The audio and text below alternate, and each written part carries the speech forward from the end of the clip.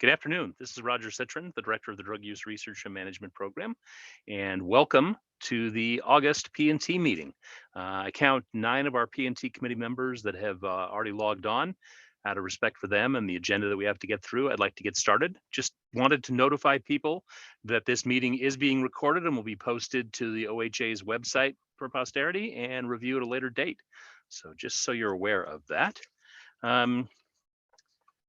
At this time, general announcements. I think you've heard from our other staff. If you're joining the meeting and haven't already done so, please make sure that you add your affiliation after your name for recording in the minutes. And with that, let's get started with the roll call and introductions. We're going to start with the P&T committee, and we'll work down our list. Tim, can you lead us off? Yes, I'm Tim Lankford. I'm the pharmacy director with the Klamath Tribes, Chiloquin, Oregon. Welcome, Tim. Karen. Hi, this is Karen Michelson. I am the pharmacy director for the Coquel Indian Tribe in Coos Bay, Oregon. Welcome, Karen. Robin isn't able to join us, so Bill, we'll turn it over to you. Bill Origer. I'm a family physician. I am a physician advisor to hospital utilization review at Samaritan Corvallis. Doug. I'm Welcome, Douglas Bill. Carr. I'm a chief medical officer at Umpqua Health, CCO in Douglas County. Not named after you.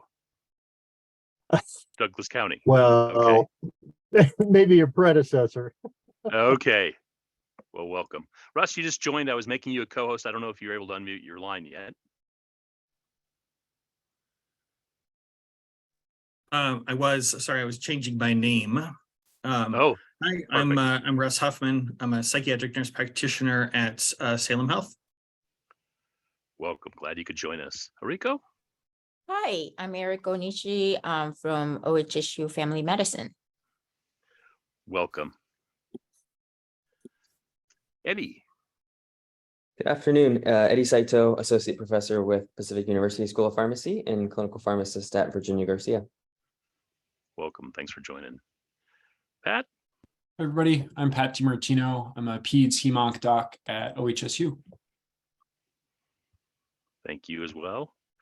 I'm Kat. Hi, I'm Kat Livingston. I'm the medical director of HealthShare, and I'm a practicing family physician. Welcome. And Stacy Ramirez is our chair. Stacy, are you able to unmute? I am. Hi, everybody. I'm Stacy Ramirez. I am faculty at OSU College of Pharmacy and a clinical pharmacist and director of pharmacy for the community health centers of Benton and Lynn counties. Welcome, Stacy. We'll also do introductions of staff and a student that's on rotation with us. Jennifer, are you able to lead off?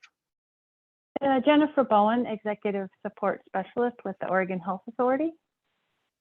Roger Citrin, Drug Use Research and Management Program. Trevor Douglas, OHA's Pharmacy Director. Hi, I'm Dave Engen, a clinical pharmacist with the OSU's Derm team. Hi, I'm Sarah Fletcher. I'm one of the P&T co-coordinators with the OSU Derm team. Andrew Gibler, I'm the Clinical Pharmacy Manager at OHA.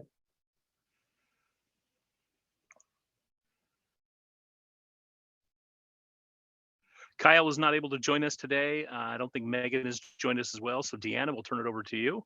All right, I'm Deanna Moretz, clinical pharmacist with the Derm team.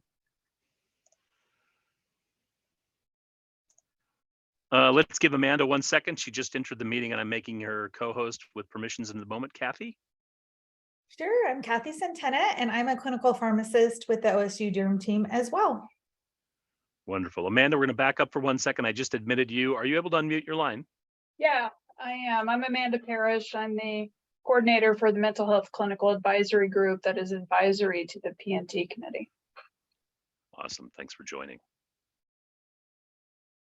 Hi, my name is Sarah Servid. I work with Sarah Fletcher as a P&T clinical co-coordinator with the Derm group.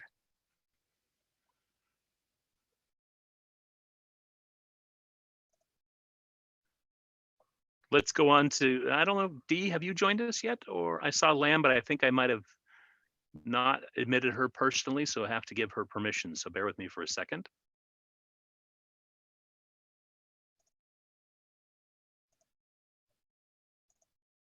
There you go, Lan. Let me know when you're able to unmute. Hi, I'm Lan Starkweather. I'm the pharmacy manager with Gainwell Technologies. Great. Hear you loud and clear. Sorry for not recognizing you in the list. I think Brandon will be joining us, but he's going to be a little delayed. No Ted Williams. We also have a student with us. Kendall, you're able to unmute? I'm here too. Oh, there Dee you are. Weston. I was here. Deborah, I go by Dee Weston. I'm the pharmacy program policy advisor with Oregon Health Authority. Apologies, Dee. That's okay. You're multitasking. We're doing a lot. I'm here too. Brandon Wells, pharmacy program analyst for OHA. Shazam, full house. All right. And hi, everyone. My name is Kendall. I am a fourth-year pharmacy student from Oregon State University on rotation with the derm team this block. Lucky to have her. She's going to be a good addition to the profession. Conflict of interest declaration. So as we've mentioned before, all the staff and all the P&T committees members are required to have a conflict of interest declaration on file with the OHA and expected to update that if any new conflict should arise. Similarly, as anybody wishing to provide public comment is asked to complete our short conflict of interest declaration. We do at this time, however, provide an opportunity if any of the members need to disclose any recent or new conflict or any topics for which they need to recuse themselves. Hearing none as expected, we'll move to, and again, if the audience, two things. One, if you've recently joined and hadn't heard the announcement, please rename your profile so we know who you're associated with for our minutes. And if you're following along on our website, we have the packet of materials, and we'll draw your attention to page 4 in the packet, and we have the approval of the June agenda. Sent that up to the committee in advance. Hope you had a chance to review any edits to the minutes, and if not, we need a motion to approve.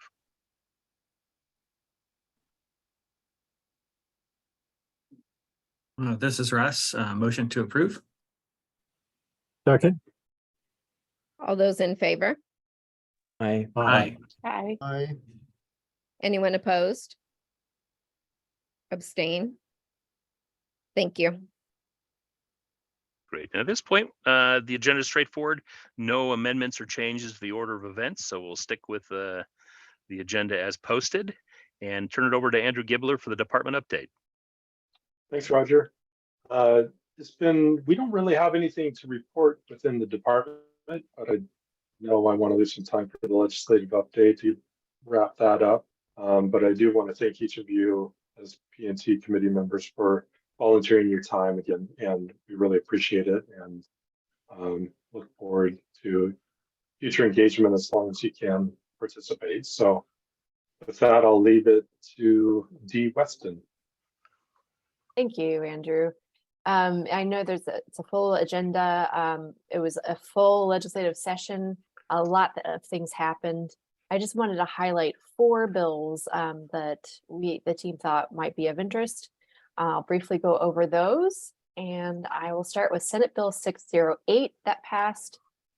This is a bill that would require OHA to conduct cost to dispense surveys every 3 years. These would apply just to fee-for-service reimbursement of covered medications. Then House Bill 2002, that will be coming up later in this meeting, but that established broad coverage and ensures access to gender-affirming care and reproductive health care, including abortion and Medicaid and commercial insurance. And of note for OHP, it also requires OHP to cover 12-month supplies of contraception. Senate Bill 410 allows State Board of Pharmacy to adopt rules to issue temporary licenses to perform duties of a pharmacy technician. And finally, House Bill 3258 requires pharmacies to report dispensing Schedule 2 through 5 controlled substances to electronic systems established for monitoring. That would be the Prescription Drug Monitoring Program, or PDMP. It applies when the drug is prescribed and dispensed to an individual for use by the individual or individual's animal.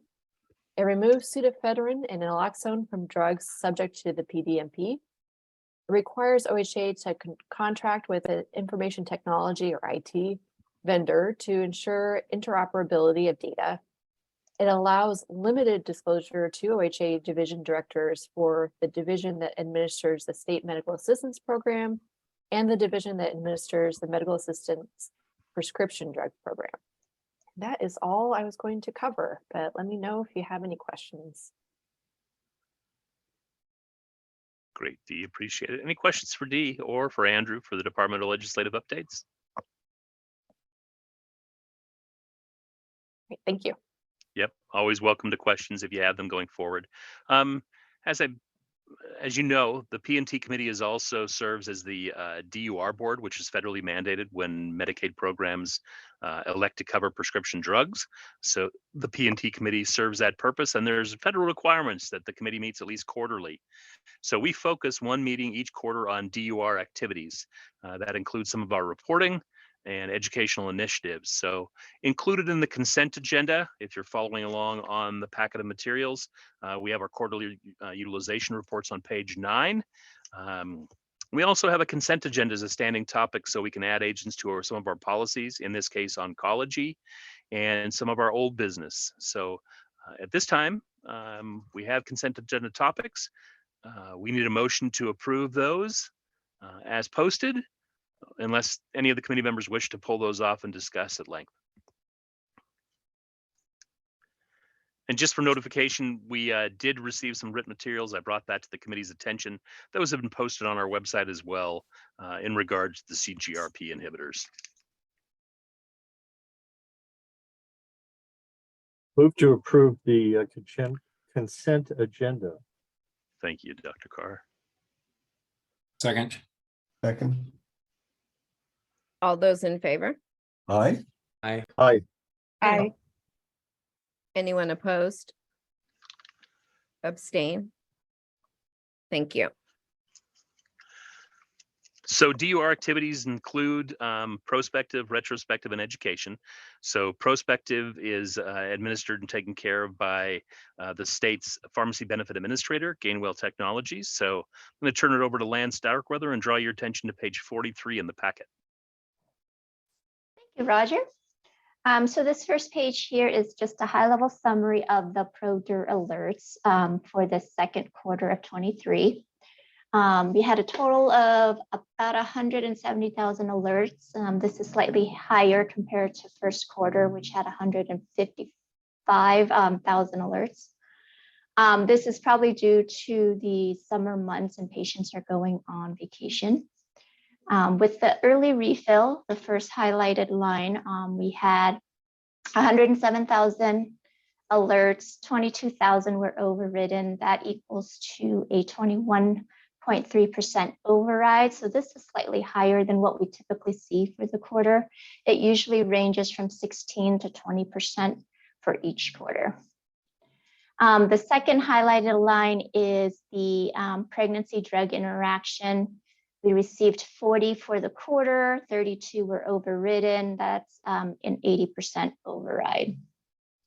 Next page. This page shows the top drugs that are enforced in the early refill alerts. These are primarily the carve-out drugs to fee-for-service. A majority of them are the antidepressants. So I've broken it down to the SSRI versus the non-SSRIs. So that's the first two tables there. The other class of drugs that we have a large number of alerts or percent of overrides for is the antipsychotics. That typically averages about a 25% override for the class itself. And then followed by the anxiolytic. This just includes Buspar as the predominant product there. And then we have the benzodiazepines. And then lastly is just other miscellaneous drugs that are carved out to fee-for-service that have a large number of the early refill overrides. So Lamictal, guanfacine ER, and Divalproex. Next page, please. This page shows a breakdown of the early refill reason code by month, vacation supply. So that's the CC3, submission clarification code 3, had a 4.2% of the overrides. The next column is submission clarification code 4, which is lost medication. That's 5.7% override. And then submission clarification code 5, therapy change is 14.8% of the overrides. And then if you look in CC7, medical necessity, that's the majority of the overrides at 70.2%. Next page, please. And then lastly, this page shows the cost savings from the ProDur alerts. For April, we had 462 prescriptions that were not dispensed, a cost savings of $98,000. For May, 93 total prescriptions that were not dispensed. That's 19,000 in cost savings. And then for June, it's 67 prescriptions not dispensed, totaling over 10,000, almost 11,000 there. Overall, for the quarter, it's $129,000 in cost savings. Any question? Oh, yeah. Hey, Lan, it's Stacy. Just the numbers are skewed a little bit. Do you know why? For the cost savings? No, just for the total. Like, why was April 462 and everything, and May and June were both under 100? I didn't really look into that. I can, but I don't have an exact answer as to why. Oh, no worry. It just seems like in past, looking at these reports, they're usually pretty similar. I mean, sometimes we'll have a month that's a little higher, a little lower, but this just seemed a little more skewed than normal. Mm-hmm.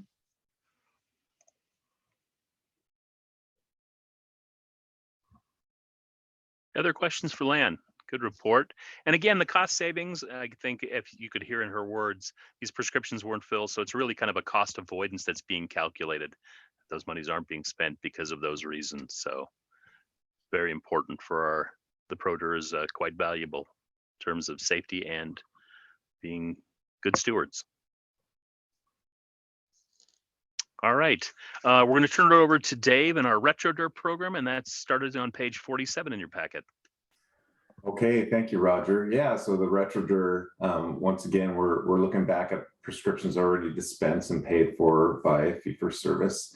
For the latest report of activities, we're looking at Q3 data, and once again, I'll hit the high points. First section, we see our change forms. We've got aripiprazole, desvenlafaxine, and venlafaxine. And similar numbers the previous 2 quarters. We're seeing continued opportunity with changes. Interestingly, there's quite an uptick with the venlafaxine ER switch opportunities. So we still have quite a few that change the more cost-effective form, but that cost gap that was once pretty large appears to be narrowing. So we'll keep an eye on that. Of course, we'll keep scanning for new opportunities and ways that generate savings, and we'll reach out to prescribers to consider those opportunities where appropriate. On page 48, captures our messaging to prescribers about dose consolidation. There's just a handful of those identified because, as I mentioned before, most of this is going on at point of sale now. So on page 49, we've got our expert consultation referrals for long-term antipsychotic use in kids. The number of patients that were identified as high risk it's about the same for Q3 as it was for Q2, but there's a significant drop in the number of actual high risk profiles that were identified. So that can be looked at as a good thing. So yeah, once again, we'll keep an eye on those numbers and keep messaging where appropriate. Page 50, messaging to prescribers for patient non-adherence to their antipsychotics. Those numbers they're almost identical quarter over quarter. About half the patients refilling for an antipsychotic in the next 90 days after the prescriber was notified. So it appears messaging is getting out and is effective. Page 51, that's the different individualized profile reviews where we produce customized lettering that goes out whenever it's deemed appropriate. So you can see the various numbers through there. Similar, once again, quarter over quarter. Page 52, that's our safety net program for antipsychotics in really young kids. What we do there, we're proactively notifying the prescribers so they know to submit a PA for their patient and tell them what's going to be required so the patient gets appropriate care with no interruptions in therapy. That's our goal. And yeah, so if you're moving on to page 53, that's our safety net monitoring. First one's for patients on dangerous opioid sedative combos. Looks like there's an upward trend in profiles identified, but then even a higher increase in therapy discontinuation. So that's a good thing. It appears that is effective as well. We'll notify prescribers, of course, if a patient's been denied an oncology med with no evidence of a new fill for an alternative agent. And then we do the same thing for prescribers whose pediatric patients were denied a TCA and then no alternative was filled or requested. So yeah, you can see we're still moving the needle in this space, but we keep searching for new opportunities, and we also welcome new ideas from the committee whenever they come to mind. So yeah, that's all I have for the RetroDer report. So if there's no questions, I'll turn it back over to Roger. Thank you, Dave. Any questions for Dave?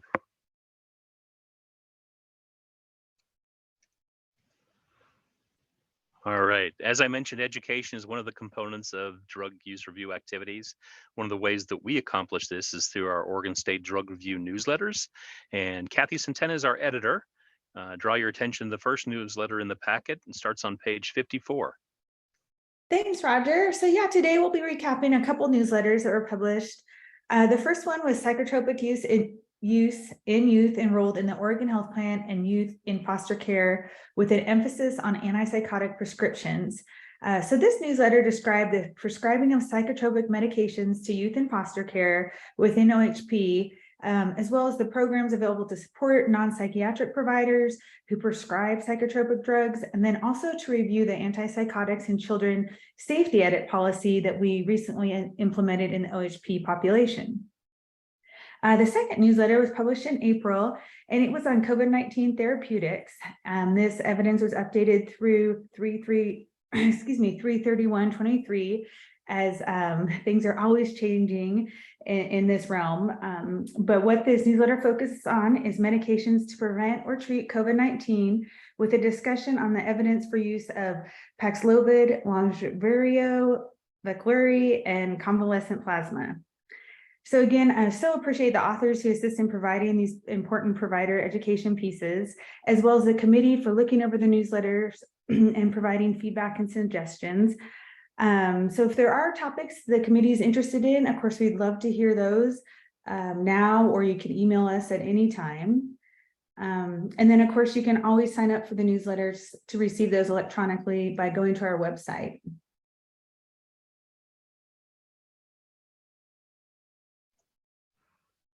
Great, appreciate it, Kathy. Committee, any questions or any thoughts at this point for newsletter topics? I know you've brought some good ones to our attention previously.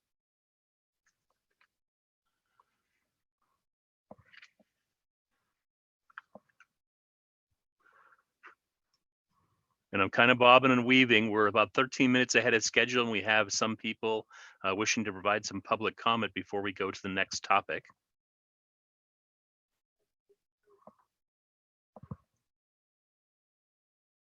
Yeah, not seeing the parties interesting. We're lucky to have the very busy State Opioid Treatment Authority is going to be joining us. We'll recognize Dr. John McElvain when he joins us. But at this point, I think we'd turn it over to Sarah for our policy evaluation.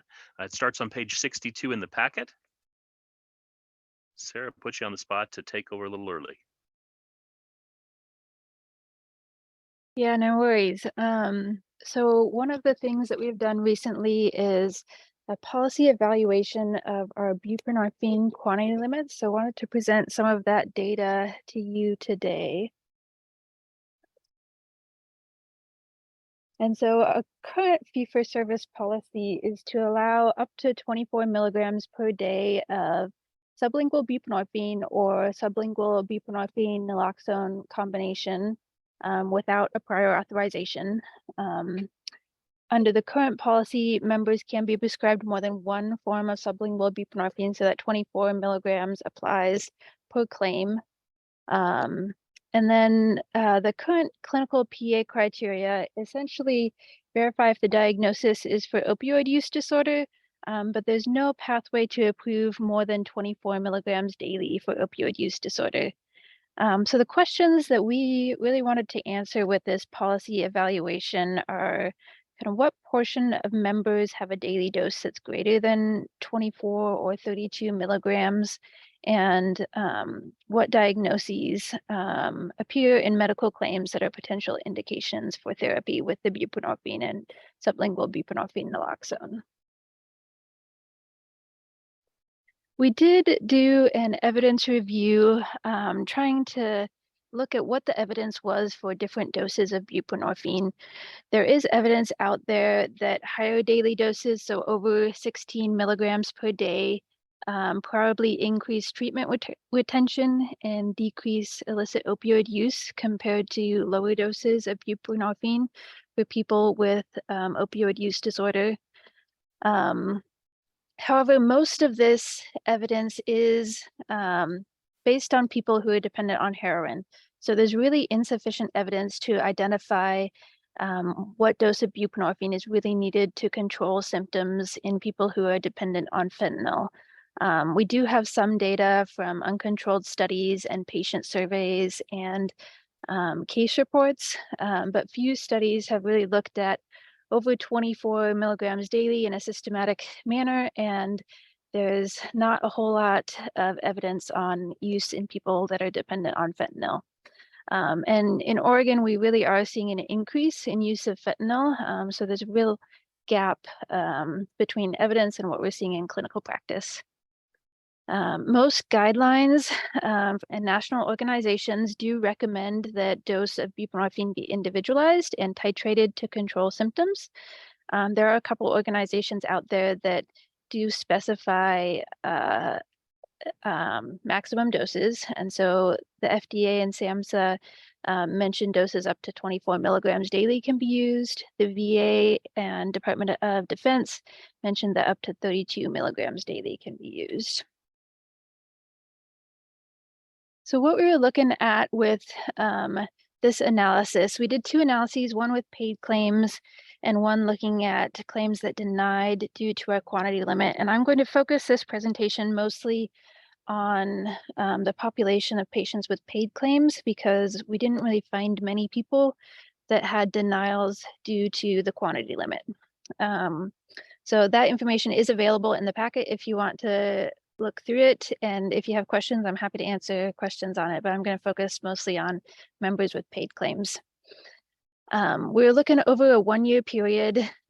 We did have some inclusion criteria just to make sure we had complete claims data. So we were looking for patients that had enrollment in the 6 months prior to the index event, which was defined as their first claim for sublingual buprenorphine. And then we also required them to have eligibility in the 90 days after the index event. Like I mentioned, we were looking at paid claims, and then we divided patients into 3 groups based on their average daily dose of buprenorphine in the follow-up period. So if they had less than 24 milligrams daily as an average dose, 24 to 32, and over 32 milligrams daily. And the main outcomes we were looking at were diagnoses. We stratified in one group by daily dose in the last week, so they recovered for their buprenorphine, and then also looking at portion of members with paid and denied claims. And we did have some exclusion criteria, mostly to make sure that we had complete claims data. So those are the reasons we excluded the groups listed here.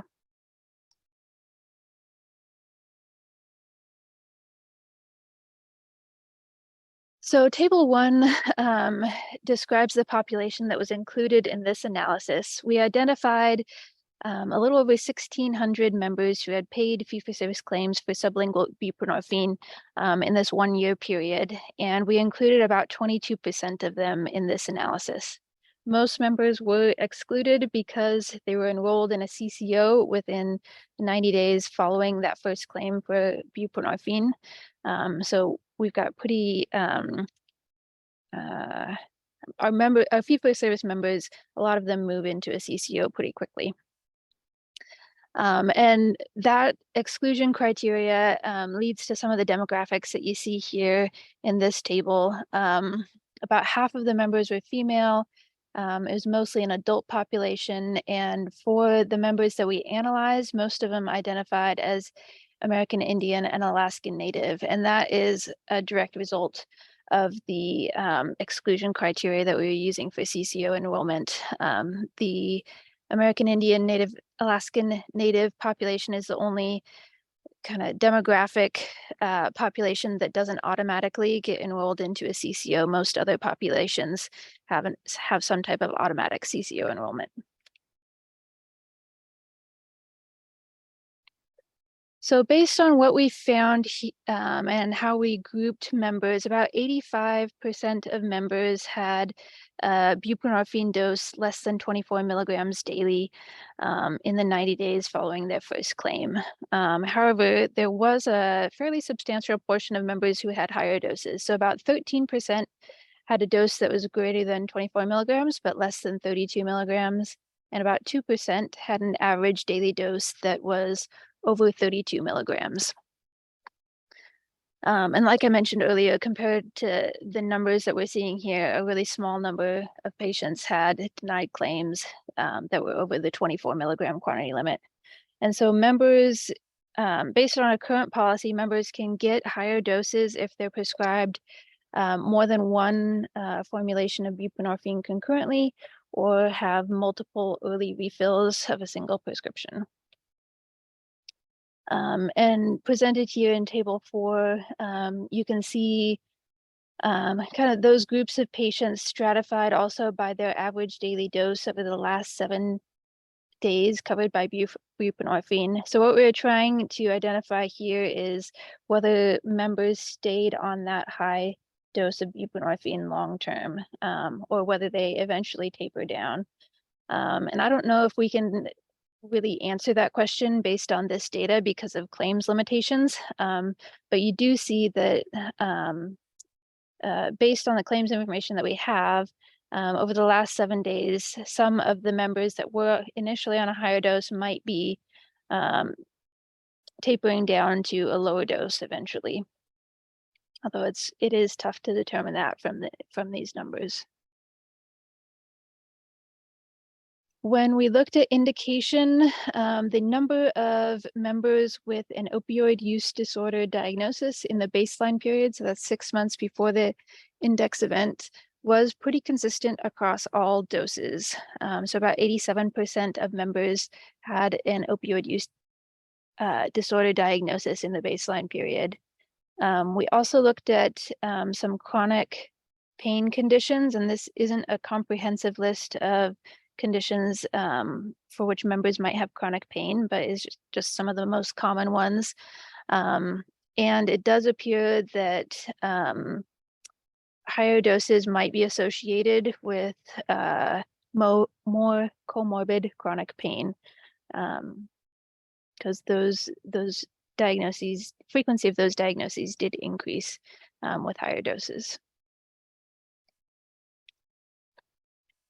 So despite having quantity limits for 24 milligrams daily in the fee for service program, some members do get higher doses and appear to need higher doses. And so like I mentioned, people can get higher doses if they have 2 prescriptions for different formulations of buprenorphine, or if they refill prescriptions early. So we have a refill threshold set at 80%.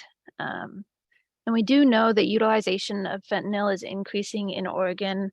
And if illicit fentanyl continues to become more prevalent, then we might see Medicaid members needing those higher doses of buprenorphine to adequately manage symptoms of opioid use disorder. The evidence that we have published hasn't really caught up with what's happening in current practice. There are some limitations with the data that I just presented. Because this is based on claims, the diagnostic data that we have might be incomplete or inaccurate. Some of this information is out of date. Sorry, there's a typo there. The pharmacy claims might also not reflect accurate utilization. If a prescription is dispensed, it might not reflect what the patient is actually taking. The exclusion criteria that we used in this study, primarily the requirement for the 90-day follow-up period, did really limit applicability to a broader population. We did conduct a post-hoc analysis, which eliminated that 90-day follow-up requirement and showed similar results in the proportion of patients with different doses and the proportion of patients with opioid use disorder diagnoses present in claims. And then we're really unable to quantify right now the proportion of fee-for-service members with fentanyl dependence. So our recommendations currently are to increase the dose limit to 32 milligrams daily for the sublingual buprenorphine formulations, with the idea that people that are dependent on fentanyl might need that higher dose in order to control symptoms of their opioid use disorder. And then to update current PA criteria to permit use of higher doses for people with opioid use disorder, and when the provider sends in medical justification. And then to also implement a day's supply limit across all sublingual buprenorphine formulations, in addition to this 32 milligram quantity limit, which would be applied per prescription in order to better enforce these quantity limits. So the PA criteria outlined here are revisions that are proposed. So this question 3 essentially removes this PA requirement from the 24 to 32 milligrams. So anything over 32 would stop for PA. And then at that point, we'd ask for documentation of inadequate symptom improvement with less than 32 milligrams, documentation within the past month from a urine drug screen that the member is taking the buprenorphine, documentation of PDMP evaluation, and then documentation that the member has access to naloxone. And if with that documentation, we'll approve it over 32 milligrams for up to 30 days, and then subsequent requests will require objective documentation of clinical benefits, so like improved management of opioid use disorder with those higher doses.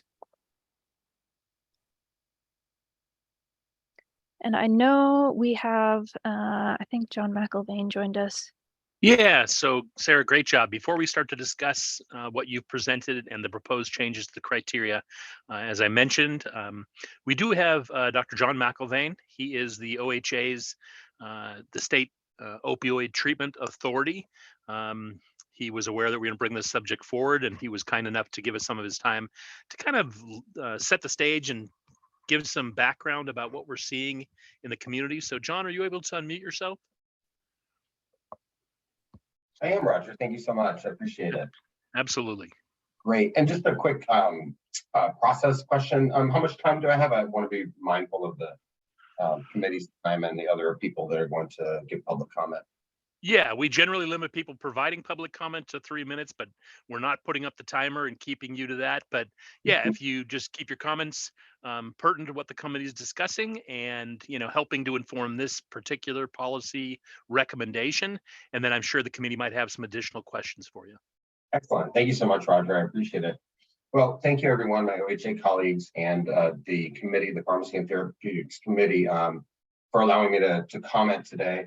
As I mentioned, there are, and as Roger mentioned, I have several colleagues from the community, active clinicians in a variety of different settings that I know are going to speak a little bit to some of the clinical nature and aspect of these changes, and which I think are going to be beneficial to the population that needs access to buprenorphine for the treatment of opioid use disorder.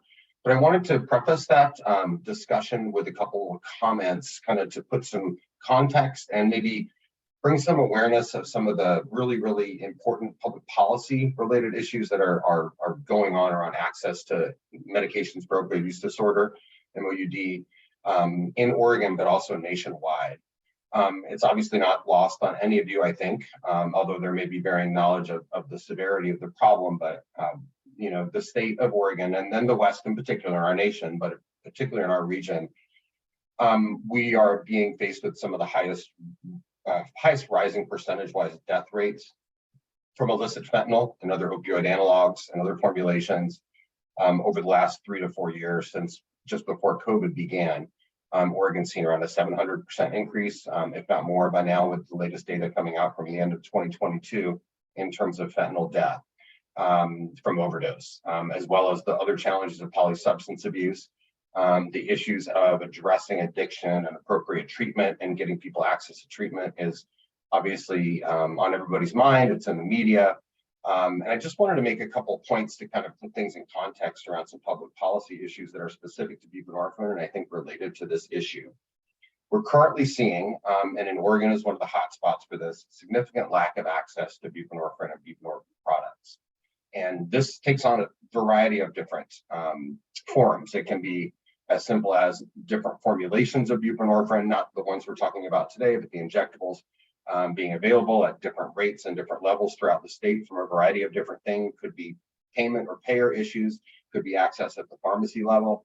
In terms of the other more common formulations of buprenorphine, we're seeing a series of different challenges between pharmacy closures in rural Oregon, pharmacy shortages, mainly much of which is driven by some opaque direction and language from our federal partners at the Drug Enforcement Administration, as well as equally opaque direction and guidance from manufacturers and distributors that seems to have come in the wake of the variety of opioid settlements, which many of which were tied to what was seen as excessive opioid distribution, manufacturing, and prescribing throughout the country through the 2000s and 2010s, or the first 1 or 2 waves of what we now know, what we call commonly as the opioid crisis. This has resulted in a variety of different problems and challenges. For instance, despite the state on our end, and also serve as principal investigator for Oregon State Opioid Response Grant, trying really hard to create better access through helping traditional SUD programs and others open up office-based opioid treatment programs. Many of the folks that are being assisted by that run into different problems in our pharmacy system. Again, people running out of buprenorphine, people have to drive excessive distances for buprenorphine. And some, quite frankly, and this is something that I think is important for the committee to know and public and providers, stigma towards the population. People not wanting to prescribe buprenorphine, buprenorphine not being even carried, even despite the other problems with access and distribution and manufacturing that we've talked about.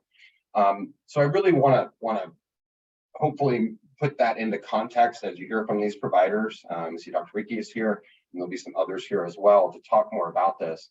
But again, I just kind of want to impress for some context for the group around the access challenges around buprenorphine. Moves like this by OHA's fee-for-service team and pharmacy are really well, are going to be well received, I think, throughout the community. But I think also a few things that all of you can do to highlight and to really focus in on this problem is, yes, it is, Tim, it's coming up.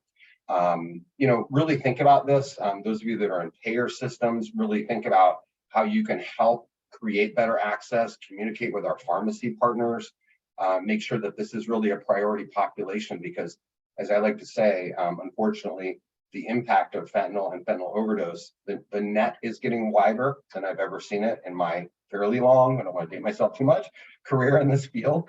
So I think it's really important for people to be aware. There are some things that we can control and we can't. I can say myself, I'm trying to work on the federal level and on the local level to try to address some of these issues in terms of shortages and the overall issue of stigma towards the people that are impacted by addictive disorders, and particularly opioid use disorder. But again, just wanted to kind of bring some of those to your attention for context for the rest of the discussion. And I'm happy to take a few moments, Roger, or OHA team or members of the committee to answer any questions you might have. So thanks so much for your time. I really appreciate it. Appreciate your comments, John. Any Absolutely. questions for John? I appreciate that. Please stick around for the conversation. As John had mentioned, we also had two of our physicians from, one from OHSU, one with Fora Health. Let's start with Dr. Elisa Sokolsky. Hope I didn't butcher your name. You should be able to unmute your line. Great. Can you hear me okay? We can hear you loud and clear. And generally, we keep public comment to 3 minutes. I'm not going to put the Perfect. timer up in front of you, but if we get down to about 30 seconds, I'll probably post it just so you're aware for respect for the committee. But the floor Great, is thank yours. you so much. And you did say my name correctly. I'm Dr. Elisa Sokolsky. I'm an assistant professor of medicine and psychiatry at Oregon Health and Science University, and I'm board certified in internal medicine, psychiatry, and addiction medicine. I primarily work at the OHSU and Hillsborough Medical Center hospitals, providing inpatient addiction medicine consultation. And I've also worked extensively in the community, providing outpatient services in the Portland area during my addiction medicine fellowship. There's before I dive in, I just want to say thank you so much for allowing me to come and provide public comment on this topic, because I think this is incredibly important based on what I've seen clinically and also emerging evidence that we have that patients in some circumstances may require doses of buprenorphine up to 32 milligrams in order to properly treat cravings, opioid withdrawal symptoms, and reduce their risk for overdose, especially in the era of fentanyl. There was an excellent review article that was recently published, and I can drop a PDF for that into the chat. But there's a few things that I wanted to highlight from that article. And then I'd like to just take a minute to talk about my own clinical experience. But the article supports increasing dose limits above 24 milligrams for buprenorphine. And this is based on the dose response relationship with buprenorphine and managing opioid withdrawal and cravings, and also blocking the rewarding effects of illicit opioids. It supports that going up above 24 milligrams provides additional benefit for those symptoms and also helps protect against fentanyl overdose. There's studies that have shown that the relationship doesn't cap out at 24 milligrams. But that if patients in certain circumstances, their dose is increased up to 32 milligrams, they may have that additional benefit. The receptor occupancy of the mu opioid receptor is 90% covered at 16 milligrams of buprenorphine. And when doses are increased up to 32 milligrams, we get an increased receptor occupancy of 96%. And while that 6% might not seem like much, in the era of high potency opioids, such as non-prescribed fentanyl, it can make a big difference. One study that the paper highlighted was there were non-opioid dependent volunteers that received buprenorphine infusions to achieve certain plasma concentrations. And then they were given infusions of fentanyl after this. One of the things that particular study showed was that if they could get participants up to 5 nanograms per milliliter of buprenorphine, they were able to suppress the apneic effects of fentanyl, the respiratory suppressive effects of fentanyl. And they were not completely able to suppress those effects when people got up to lower plasma concentrations. That 5 nanograms per milliliter plasma concentration of buprenorphine is just above what we would expect if someone was taking about 32 milligrams of buprenorphine per day sublingually. And that supports using higher doses to protect against fentanyl overdoses and accidental death. I'd also like to talk about one other study that paper highlighted. It actually talked about a large randomized controlled trial, a meta-analysis actually of 21 randomized controlled trials showing that patients who are allowed to increase their dose up to 30 milligrams have improved treatment retention. They stay connected to their providers longer. I see my timer is up, so I just want to talk a little bit about my own clinical experience. Working in the hospital, I see a number of people who return to use if their doses are kept lower, 16 to 24 milligrams a day. And we say that they've failed treatment with buprenorphine. And I think there's a number of patients who we really just haven't given a chance at a higher dose. And I'll leave it there and pass it off to Dr. Enrique. And I'll put that paper in the chat. I appreciate your comments, and please stick around. I'm sure the committee might have additional questions. And thank you for serving our members. Really appreciate it. So lots of valuable information. I know some information is being put into the chat. The committee can have a chance to. It's unfortunate we didn't get to see it in advance for them, but I think it's valuable. You mentioned your colleague. So did I hear you right? It's Eowyn Reiki. Hello. Are you able to unmute your own line? Yes, I think I have. We can hear you loud and clear. Please, give your background as well for the committee. And again, I hate to keep you limited with valuable information, but the floor is yours. Got it. Yes, thank you. My name is Eowyn Reiki. It's a bit of a challenge, and I have practiced family medicine and addiction medicine for over 20 years, focusing on underserved communities, especially those experiencing homelessness. And I'll tell you a little bit about my specific role as we go. It has been a wild ride the last 2 years when I have been most focused on addiction medicine. As has been mentioned, the drug supply has changed. It changed quickly. It changed profoundly. And we've had to change our practice in response. I remember when 24 was the max, and we once more go over 32, over 24 to 32, and now it's much more common. And we find we have to do this to retain our patients and also to keep them alive, to keep them from overdosing. And so it seems critical to make these changes. So I'm here to support the increase of buprenorphine, the maximum dose from 24 to 32 milligrams. And this is based on my clinical experience and also expert consensus. So thank you, Elisa, for presenting the evidence. It's fantastic to have that. And the drug supply has changed so fast, we don't have as much evidence as we do for many other therapies. In this case, my practice, I work at Flora Health in Portland, where I work both in withdrawal management. I also work in residential, and then I also see patients as an outpatient. And I have had quite a bit of experience in primary care-based outpatient substance use, as well as specialty mental health-based. And what we're seeing that people need a higher dose of buprenorphine in order to feel well. Sometimes that's just during the maintenance, the early phase while they're stabilizing, but sometimes it's for longer. And this is because of some of the unique effects of fentanyl. It's really hard to get off of it. It's really hard to get on bupe. And once you're on bupe, it can be hard to stay on bupe. And that's because, as John mentioned, we have a whole new bunch of folks who are becoming addicted because they think that they're taking a blue oxycodone pill when in fact it's fentanyl. They only smoke it. So they think, oh, this is just smoking. I'm not going to get addicted. Then they find they need it more and more often because the duration of action of some of the most profound effects is very short. So they find themselves chasing and using it over and over again. And that is just a cycle. The ritual, the drug level is a cycle that creates a positive reinforcement that's very hard to break.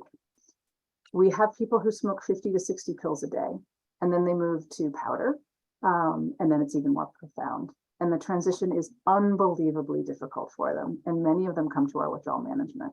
And they come and they say they were given 24 milligrams and it wasn't enough. And so they had a recurrence of use.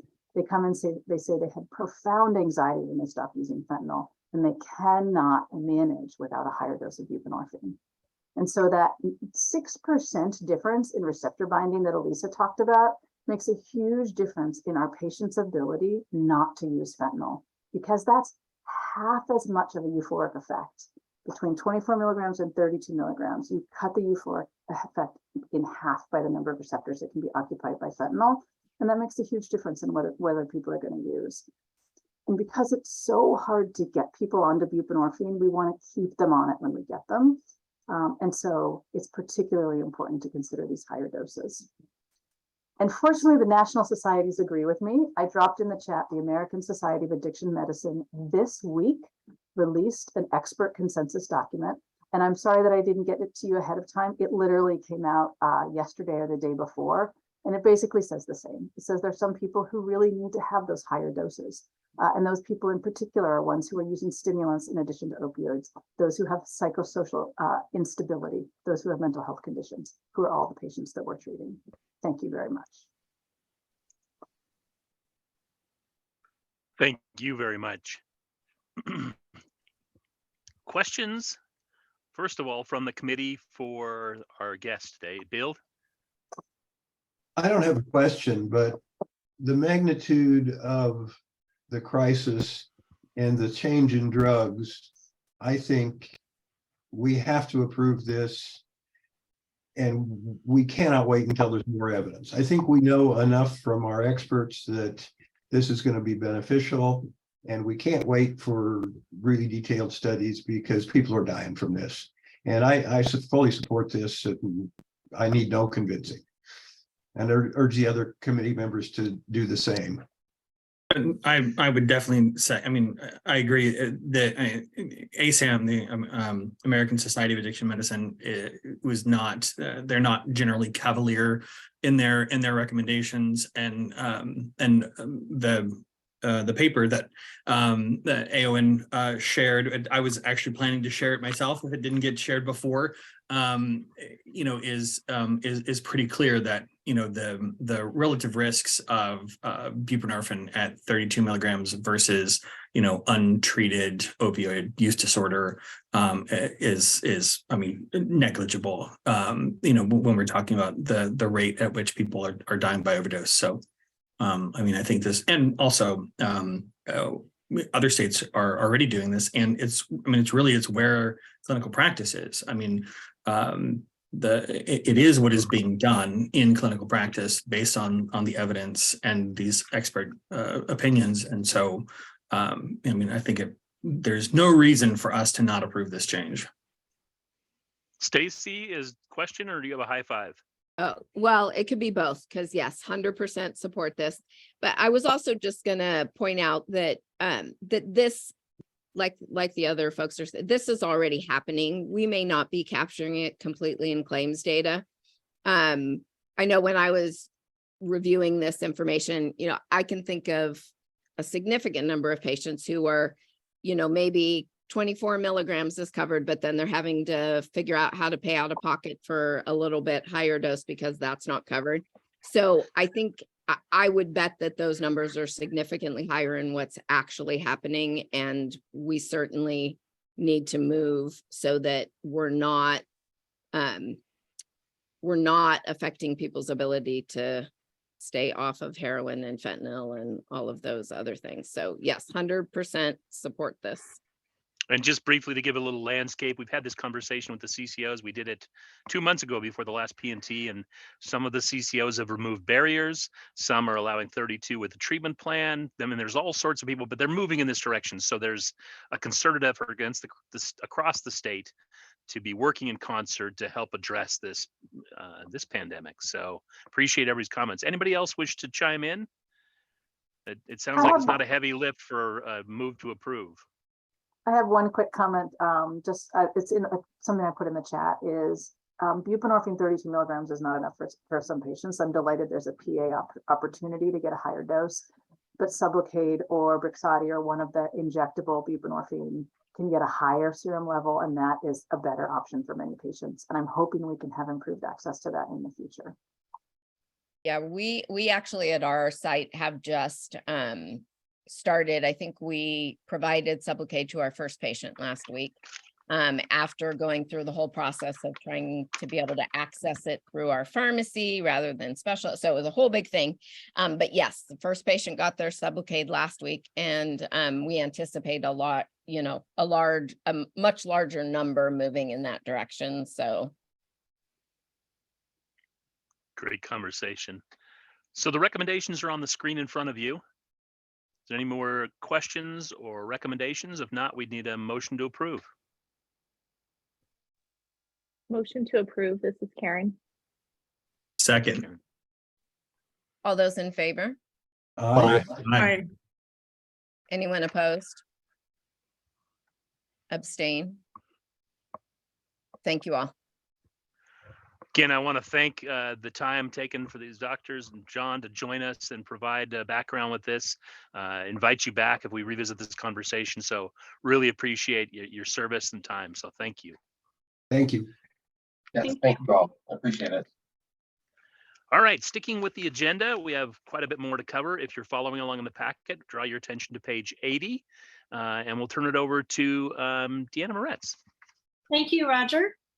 If we could go to the next slide. Thanks, Sarah. So we are going to be talking about trofinetide, which is the first FDA-approved medication to treat Rett syndrome in patients aged 2 years and older. If we could go to the next slide, please. A little bit of background about Rett syndrome. It's covered in depth in the packet, but it is a rare progressive neurodevelopmental disorder which affects primarily females. It's pretty rare in boys. The onset typically occurs between 6 and 18 months of age, where there's a plateau in development and then a regression of motor and communication skills. Patients with Rett syndrome develop progressive loss of purposeful hand skills, speech and language regression, gait abnormalities, and development of stereotypical hand movements, which include hand wringing, clapping, tapping, washing, and rubbing. Sometimes there's abnormal head growth deceleration, markedly altered height and weight, and epilepsy can occur in some patients. So between 1 and 4 years of age, patients lose the ability to perform the skills that they previously had mastered. The average age of diagnosis for Rett syndrome is around 2.5 years, but it has been trending downwards due to increasing availability of genetic testing. After initial regression, the condition stabilizes and patients usually survive into adulthood. The life expectancy is reduced to approximately 40 to 50 years of age. In the Oregon Health Plan, we looked at claims data from last year, and it indicated that we had about 114 people with a diagnosis of Rett syndrome. Most of those people were enrolled in a coordinated care organization. Only about 31 were enrolled in fee-for-service. Next slide, please. I wanted to just remind you about the diagnosis criteria for Rett syndrome. This table is on page 82 of the packet, if you're having trouble seeing it on the screen. The diagnosis of Rett syndrome is based upon clinical and genetic characteristics. There's 2 types of Rett syndrome. There's the typical or classic, and then there's the atypical or variant, and you can see what is needed to diagnose either type of Rett syndrome. In typical Rett syndrome, about 90% of the reported cases have the MECPT mutation, which is a spontaneous mutation in almost all cases. In atypical Rett syndrome, the individuals will have many, but not all of the clinical features of typical Rett syndrome. And the phenotype in atypical syndrome is limited. Only about 75% of those patients have a genetic mutation. Next slide, please. Before we talk about the clinical trials, I wanted to review the 3 instruments that were used to assess the trofinetide efficacy in clinical trials. So the first was this Rett syndrome behavior questionnaire, which is completed by the caregiver. It was initially developed as a diagnostic tool to help differentiate people with Rett syndrome from those that had severe intellectual disabilities. It's a 45-item scale, and it assesses 8 individually assessed symptoms of Rett syndrome, including mood, breathing issues, hand behavior, face movements, body rocking, expressionless face, nighttime behaviors, any fear or anxiety, and walking and standing. As the questions in the RBSQ include questions regarding the signs of Rett syndrome and not just the symptoms, it may detect changes in some of the components that might not be clinically meaningful. Lower RSBQ scores do reflect less severity and signs and symptoms of Rett syndrome. And a decrease in total score over time may indicate improvement in the neurobehavioral features that are assessed by this questionnaire. Unfortunately, we don't have a minimal clinically important difference that's been determined or validated for this particular tool. In the absence of any other tools, though, this is what has been used as an outcome measure in clinical trials. The next tool is the Clinical Global Impression Improvement Score. And this has been used as an outcome measure in other psychopharmacology clinical studies for depression, anxiety, panic disorder, schizophrenia, and bipolar disorder. They're completed by the clinician, and they were designed to help the clinician make a global assessment of the patient's condition before and after the medication is started. Higher scores do tend to indicate greater severity and or worse outcomes. And as noted there, a 1-point decrease in the score from baseline indicates improvement. The use of this scale requires familiarity with the syndrome, with Rett syndrome. So it's pretty much limited to the major clinical centers, and it might be difficult to translate into wider use. And then the last assessment tool was this communication and symbolic behavior scale that's used to assess communication skills in verbal infants and toddlers aged 6 to 24 months. It was originally designed to screen healthy children for potential communication deficits, and it was not designed to detect improvement or worsening in communication in the setting of a clinical trial. That said, it was used as a secondary outcome in the clinical trials for trofinetide. So next slide, please. So trofinetide is an analog of insulin-like growth factor. The mechanism of action in Rett syndrome is unknown. However, looking at data from animal models, it's hypothesized that it may decrease the neuroinflammation, that's seen with Rett syndrome that might lead to normalized synaptic function. So as I mentioned previously, the FDA-approved indication is treatment of Rett syndrome in adults and pediatric patients aged 2 years and older. It received approval in March of this year with fast-tracked priority review under orphan drug and rare pediatric disease designations. It is available as an oral solution, which is 200 milligrams per ml, and it's dosed based on weight parameters that are outlined in the prescribing information. And it's administered twice a day, or it's given orally or via the gastrostomy tube if the patient requires a gastrostomy tube. Thanks, Sarah. You just moved right ahead. So this is an outline of the pivotal double-blind phase 3 randomized controlled trial, the Lavender trial, which the FDA used to approve this drug.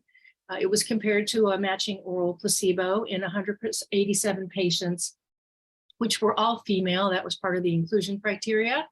I will point out that people were aged 5 to 20. There were some extra studies done to get the approval in children 2 years of age and older. And all the patients enrolled in the study had genetically confirmed typical Rett syndrome, and they had to have a baseline weight of 12 kilograms or more. So you can see there was 2 co-primary outcomes that were looked at in this study. Initially, the manufacturer had proposed just using the RSBQ as the primary endpoint, but the FDA did not agree, as it's not clear that small changes on the scale are clinically meaningful. So the FDA noted that if the CGI score was added, that could support any changes that were noted in the RSBQ as being clinically meaningful. So as you can see, there was about a 3-point difference on the 90-point scale, which was statistically significant. But again, the clinical significance of the 3-point change over 12 weeks is difficult to assess since we don't know the minimal clinically important difference. And then when looking at the CGI, the difference was even smaller. You can see that it was only 0.3. And as I mentioned previously, a 1-point change is considered clinically meaningful. So although this was statistically significant, I'm not sure what the clinical significance of this change was. According to the FDA, the modest finding of benefit on these endpoints supports the effectiveness of trofinetide in symptom improvement over the 12-week duration of the trial in people with Rett syndrome. Next slide, please. So I wanted to point out some of the other observations that were noted just from looking at this trial. The trial details are provided in table 4 in the packet. We did have more discontinuation in the trofinetide arm, 25% compared to the placebo arm, which was 10%.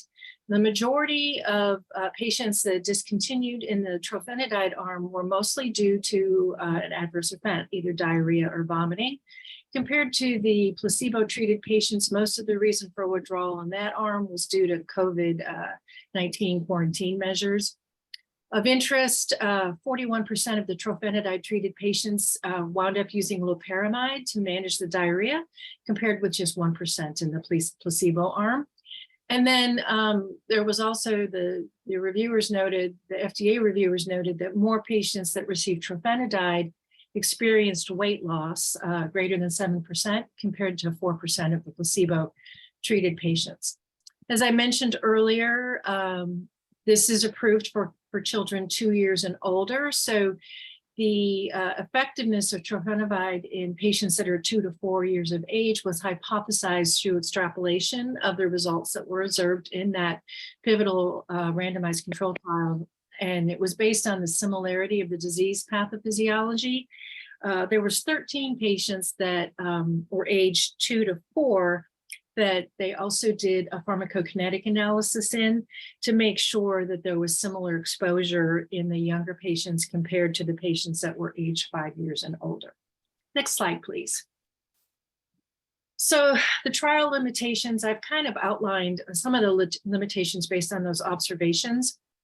The FDA reviewers had a couple of concerns, particularly the fact that there was just one single trial that they were able to rely upon that was randomized and controlled. I've already talked about the limitations of the RSBQ tool as a measure to measure functional improvement. The attrition rate was disproportionate between the trofinetide patients versus the placebo-treated patients. And then also the fact that it was very clear that the patients that were getting the active drug had more diarrhea compared to the placebo-treated drugs. So there was a risk of unwinding with the appearance of that side effect. In addition, there was very little racial or ethnic diversity among the enrolled subjects. Most of them were white. I mentioned earlier that patients younger than 5 years of age were not enrolled, despite the mean age of symptom onset being around 6 to 30 months and a diagnosis around 3 years of age. And then finally, 12 weeks is a relatively short time period to assess functional improvement in a lifelong progressive disease. Next slide, please. These are the adverse reactions that were reported in the manufacturer's prescribing information. This is table 2, which is on page 87 of the packet. So you can see that the gastrointestinal effects, diarrhea and vomiting, were by far and away the most prominent adverse effects seen in the patients that got trofinetide. The manufacturer does recommend, if patients are taking a laxative, because a lot of the Rett syndrome patients have issues with constipation, that they stop the laxative prior to starting trofinetide because of the possible development of diarrhea. Next slide, please. So the recommendations are to maintain trofinetide as not preferred on the PDP, and then implement PA criteria for trofinetide to ensure medically appropriate use. The PA criteria start on page 94 of the packet in Appendix 2. So there's 2 tables I did not put in the slide deck, but the first table is just a summary of the weight-based dosing parameters. And the second table is that table that I showed you earlier that just summarizes the diagnostic criteria for typical and atypical Rett syndrome. Next slide, please. So what we want to do is make sure that the patient has a diagnosis of genetically confirmed Rett syndrome. If they don't, we will ask the PA reviewers to take a look at that table and see if they have symptoms either of typical or atypical syndrome in question 4. And then in question 5, we're asking that this be prescribed by either a neurologist or a provider that has experience in treating Rett syndrome.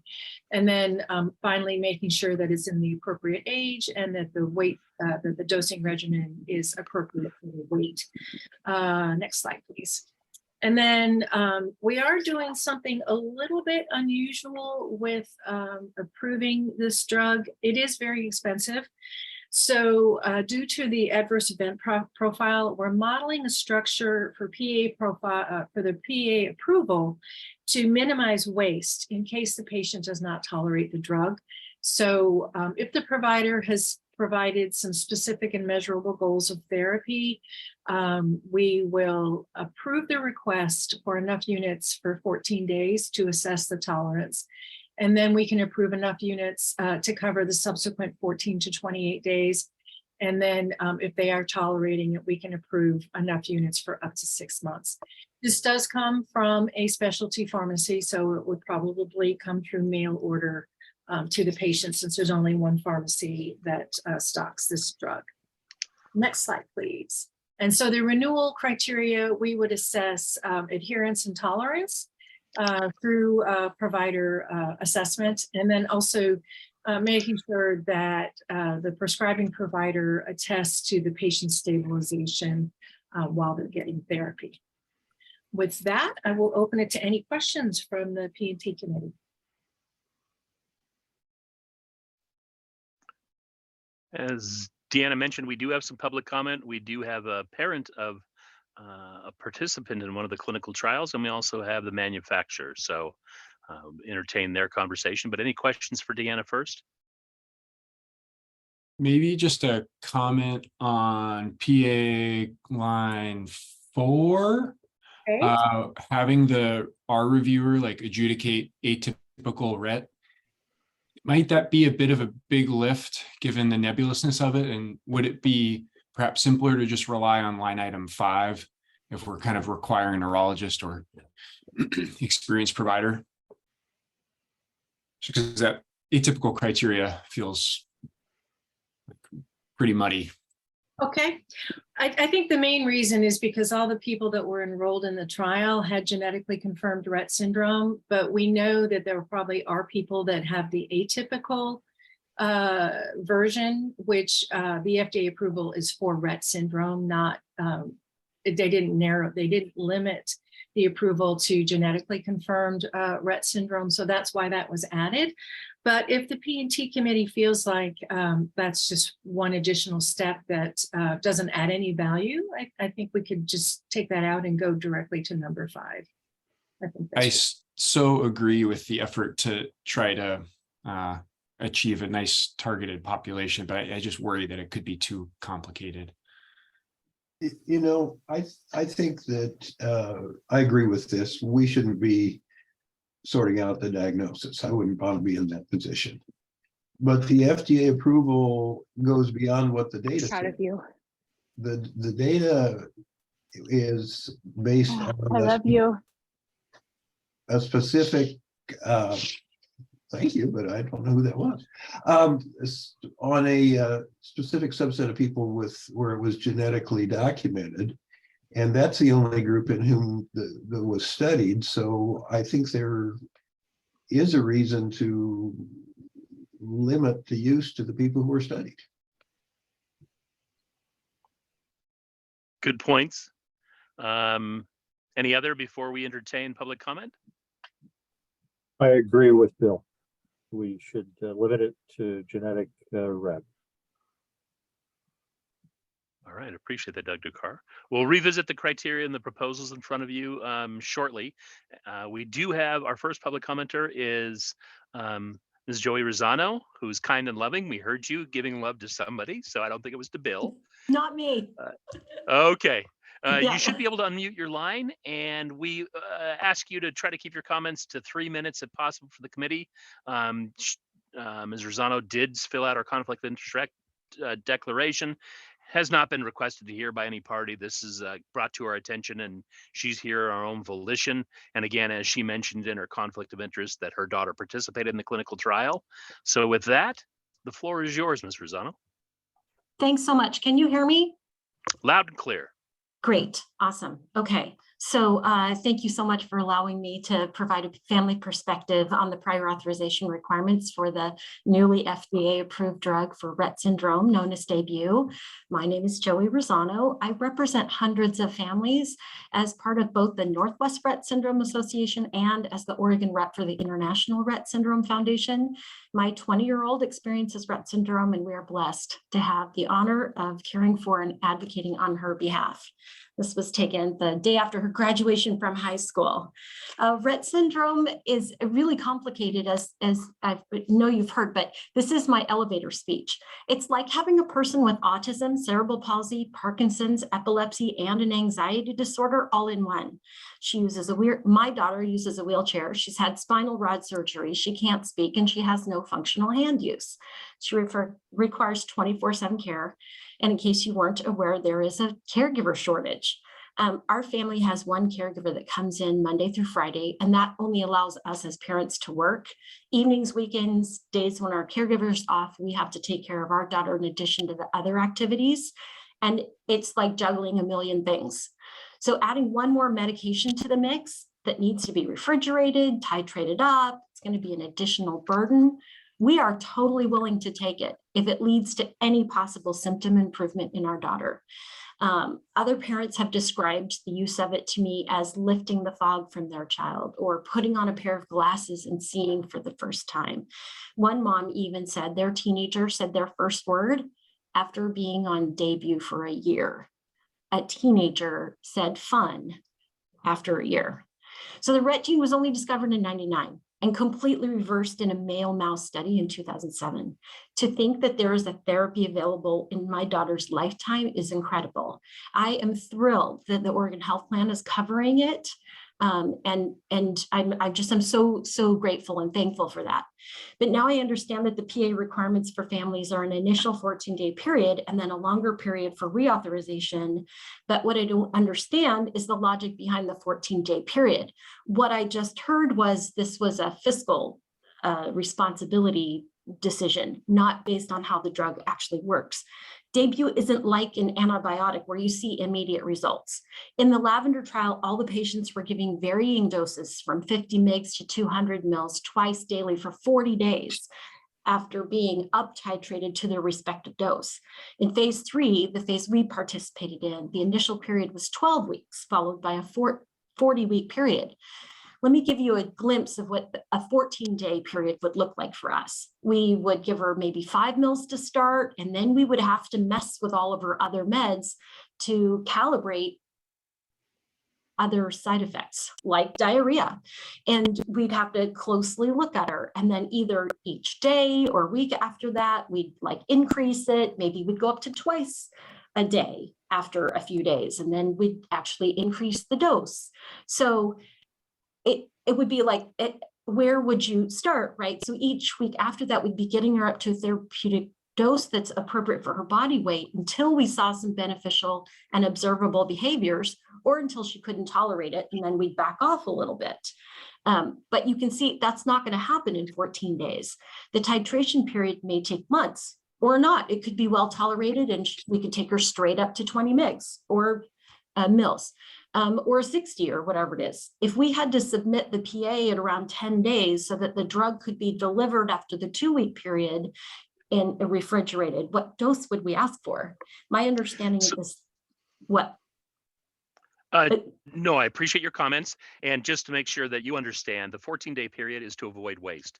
There's members that don't tolerate the medication, and dispensing a 30-day supply can result in tens of thousands of dollars being thrown away. It isn't to try to make the parents try to fit that and titrate the dose appropriately. You should be using the dose. That first 14 days should be sufficiently supplied so that you could get to the higher therapeutic dose if that fits the 14 days. There would not be an expectation either that the member would have to go 10 or 14 days to get that next 14-day supply. It's coming from a single pharmacy. It's shipped overnight.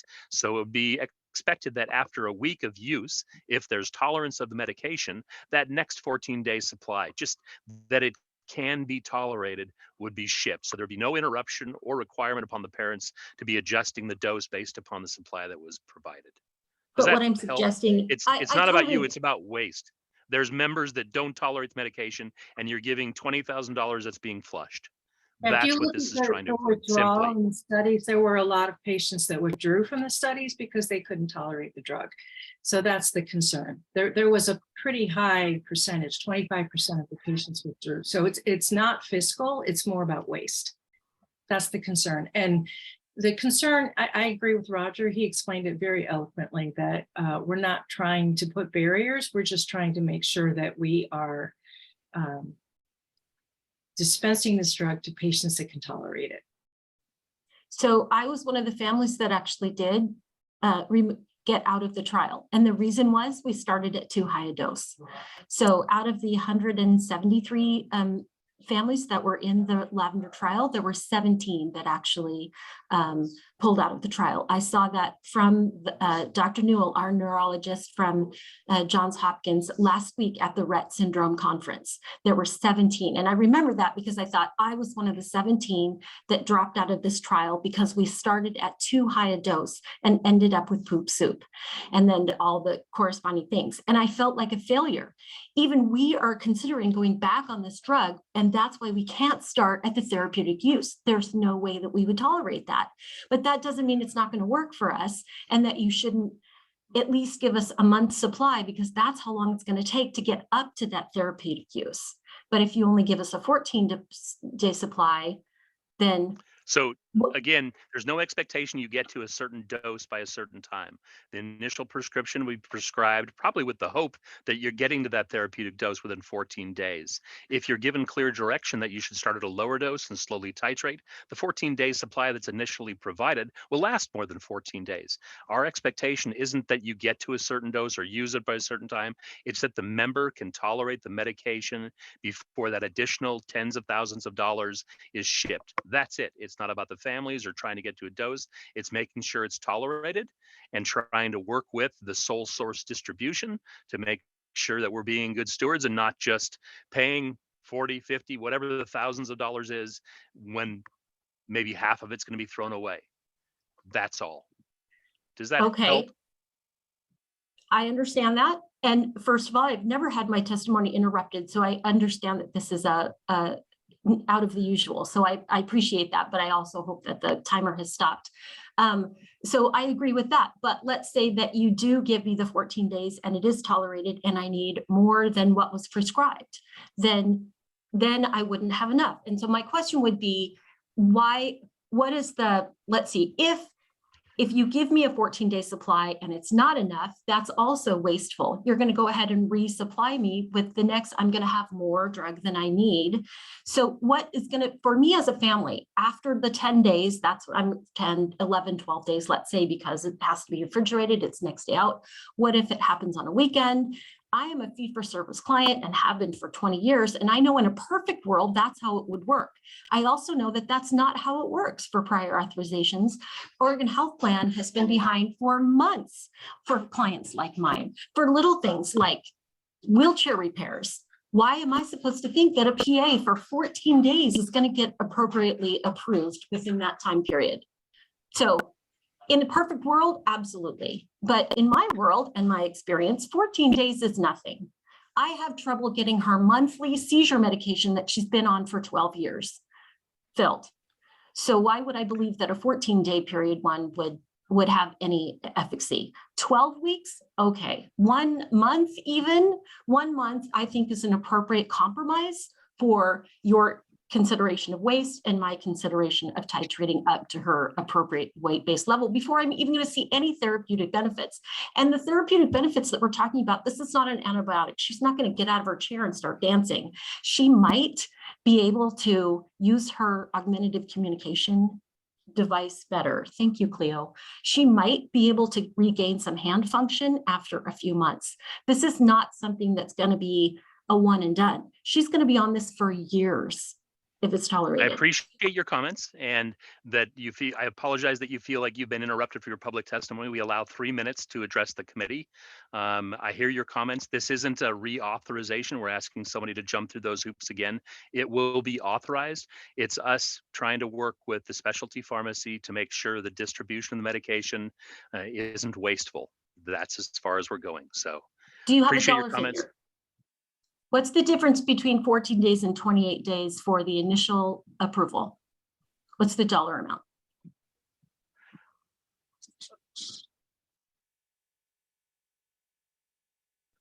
We're really talking Anybody? about some things. You're talking about wasting money, but you don't know how much. I have raised personally hundreds of thousands of dollars for research into into drugs like these for many years of my life. 18 actually, because she got diagnosed at 2.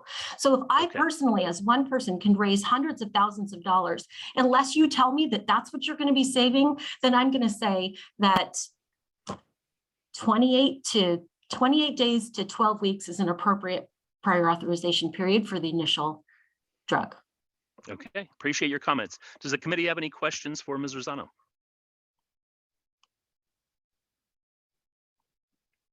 Okay, thank you. We also have a representative from the manufacturer of the medication. Ben Skoog, are you able to unmute your line? I am. So good afternoon. My name is Ben Skoog. I'm a PharmD, and I'm HUR Field Director at Acadia Pharmaceuticals.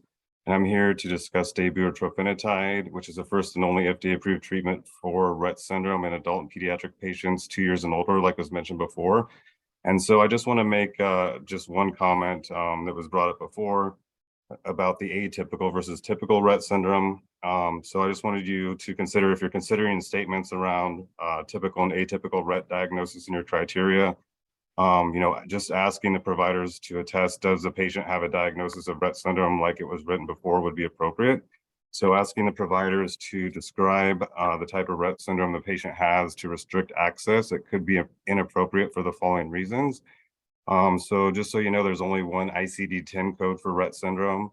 The vast majority of patients have typical Rett syndrome, so 85%, and then 15% would have atypical. And atypical patients are different only in that they may have one or two of the following criteria at the time of diagnosis, but they can often have more severe signs and symptoms.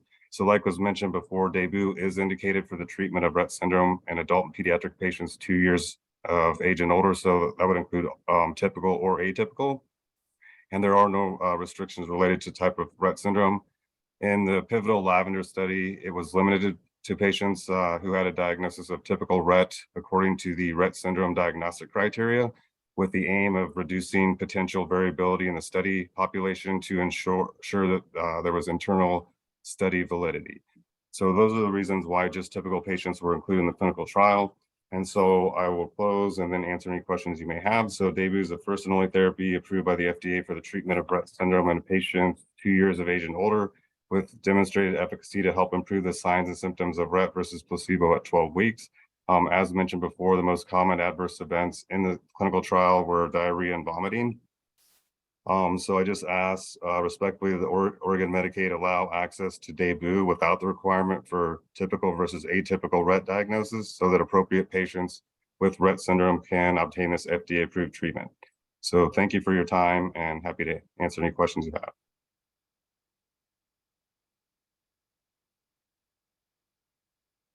Thank you. Questions for Ben?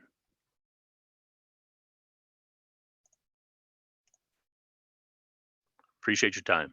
Okay, thank you. Appreciate the committee's time. You bet.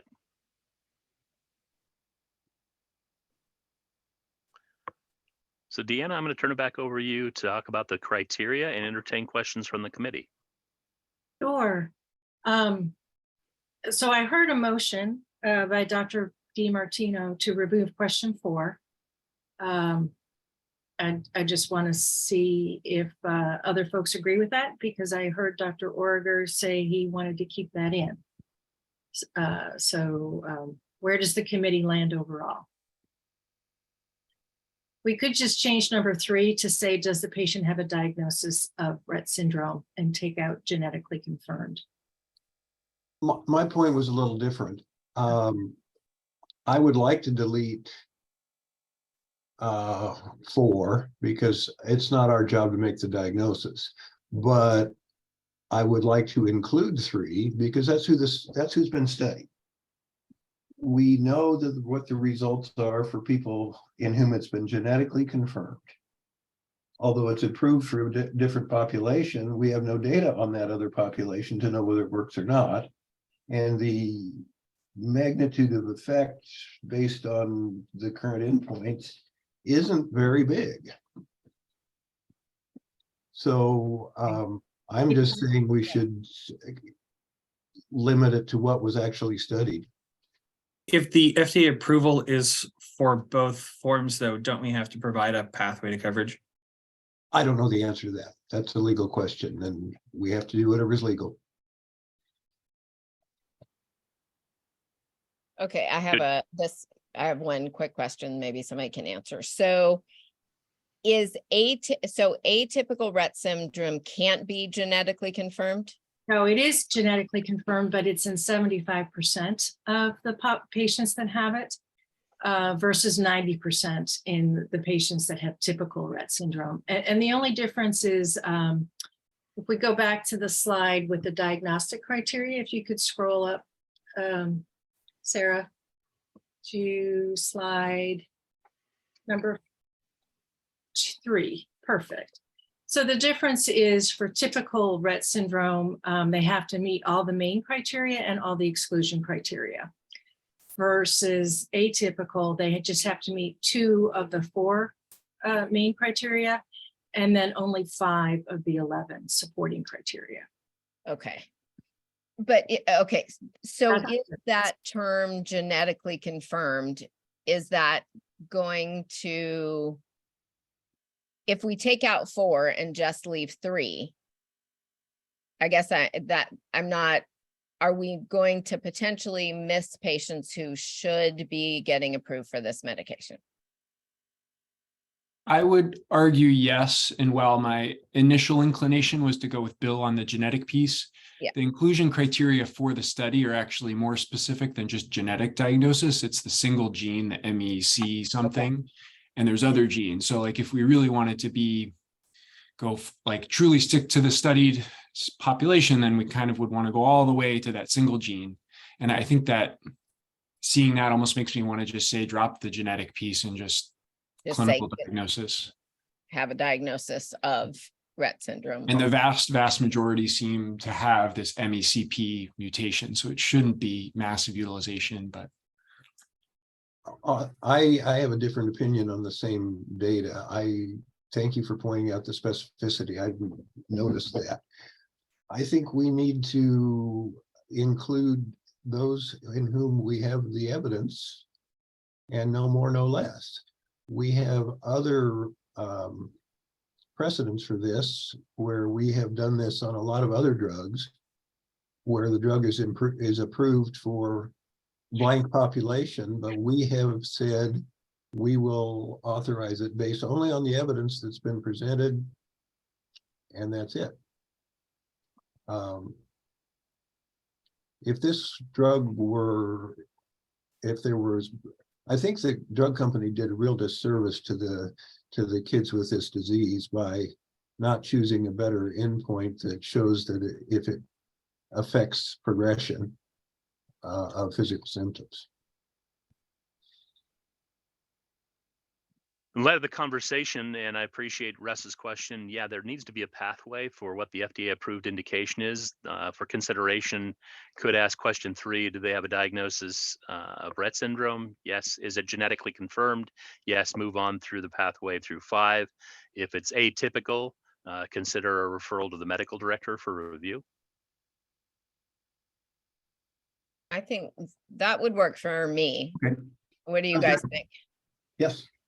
Okay. I think the wording shouldn't be atypical. It should be not genetically confirmed. Right. Refer. Yeah. Appreciate that. Yeah, agreed. I can support that proposal. Okay, but now Roger, you have to say what we just said in a way that someone can make a motion. So as amended. There you go. Perfect. And I think Yeah, you do wrote they it have a down. diagnosis? Do they have a diagnosis of genetically? Do they have a diagnosis of Rett syndrome? If it's genetically confirmed, then you go on to 5, prescribed by a neurologist or provider with experience. If it's not genetically confirmed, refer to the medical director. Move to approve. That's just a part of the criteria. Again, we had compelling testimony from a parent that's dealt with prior authorizations, and our hope that we would make sure to avoid waste. But I want to open that up for conversation and get the thoughts of the committee. Well, if we're using wholesale acquisition costs, it's $96,000 a month. So do we want to allow someone to have $96,000 worth of drug that they only use for, $2,000 worth or $20,000 worth is what I meant. So, in other words, I think it's quite reasonable. It allows for it's going to be up titrated. We're going to allow the full dose, and every parent is going to be using titration, and they will be able to get that second 14-week, etc. It's just to make sure that someone doesn't completely flush it down the toilet. It's being good stewards of the taxpayers' money. It's to ensure they tolerate it. Exactly. That was what we were thinking, is we want to make sure they're able to take this drug. And I agree, if they slowly titrate up, that helps in assessing the tolerance. But when you look at how many people had diarrhea in the clinical trials, it is a concern.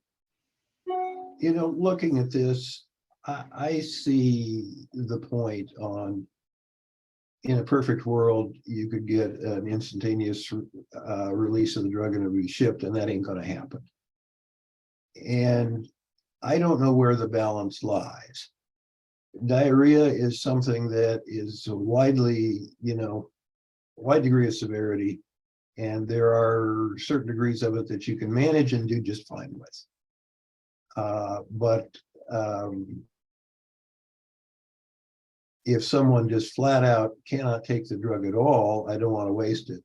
But the idea of approving 4 weeks or 30 days before, yeah, it's a big chunk of change, but that may be the decent thing to do. Appreciate the comments, Bill. Tim? I mean, I'm sorry. Go ahead. Just a question. I understand the 14 days to prevent waste, but how are we confirming tolerance before the next 14 days shipped? If the requirement is that a provider assesses the patient and confirms the patient is tolerating it and documents and then submits that, that's a different story than the patient or patient caregiver ordering the medication again after the 10-day mark. If it's documentation and getting that submitted and getting it approved, that's a pretty big barrier on a quick turnaround medication like this. If it's just the caregiver parent ordering the medication after the 10-day mark and having 3 days to ship it, that's not as big of a barrier, but there still is the unperfect world where 3 days to ship or 4 days to ship is still not enough. So I don't Appreciate the understand comments, exactly and what we're doing. it's not attestation by a provider.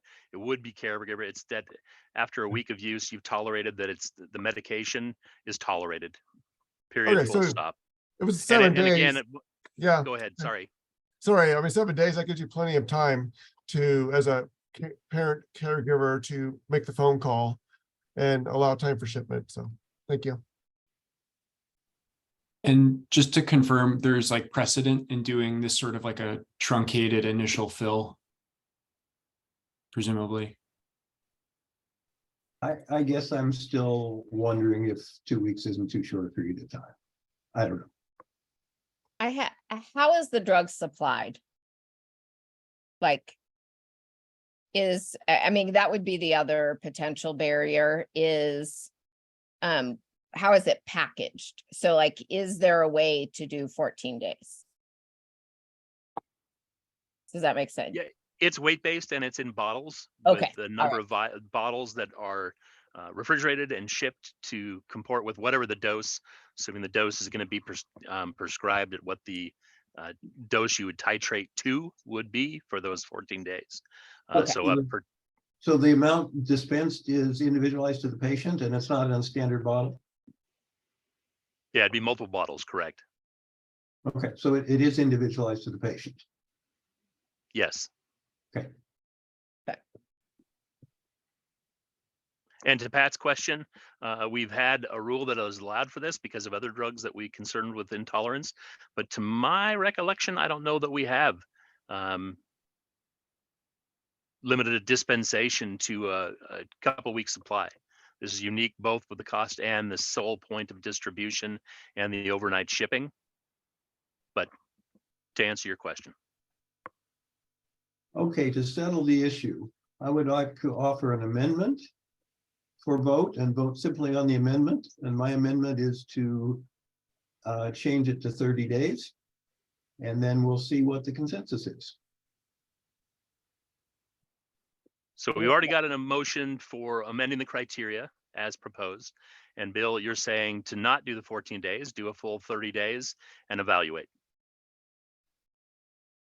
What I'm saying is I'd like to know what the committee feels specifically on the 30 days. And then we will go with whatever the majority thinks. Is that okay?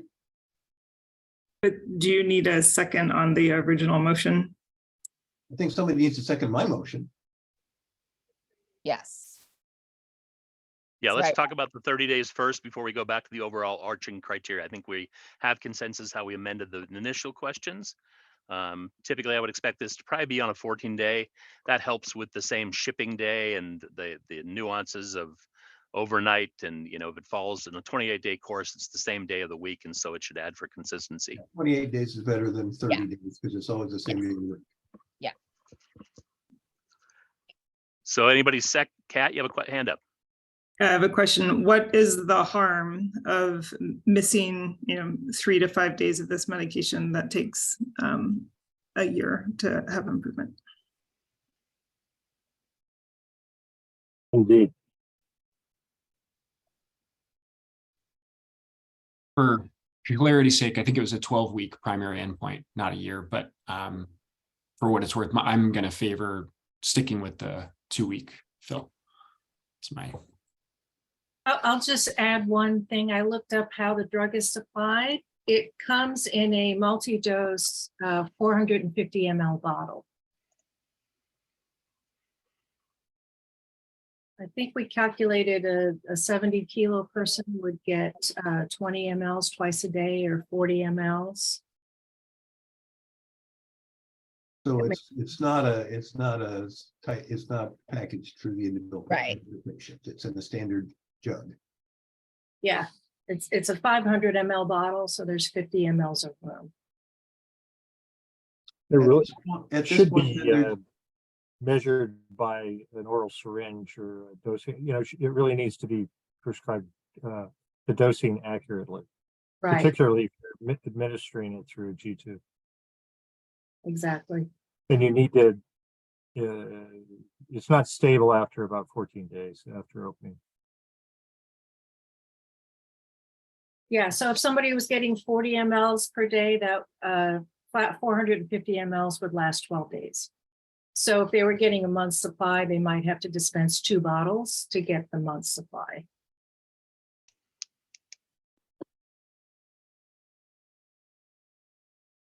Eddie?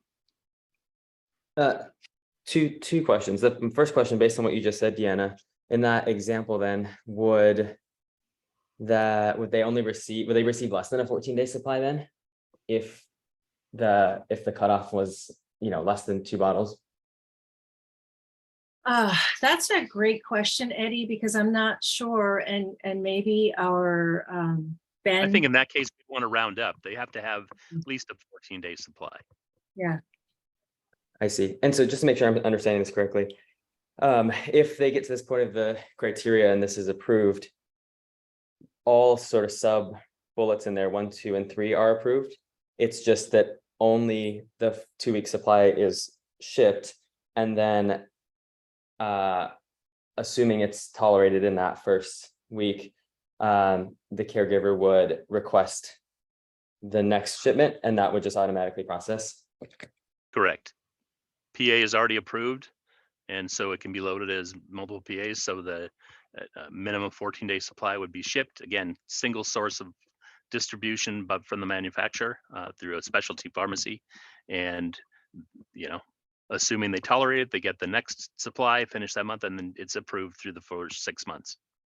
So, okay, that's what I wanted to clarify to the previous commenter's concern about having to go through a second approval process. There is only one approval process here, and then to obtain further quantities, it's just reordering it through the supply channel.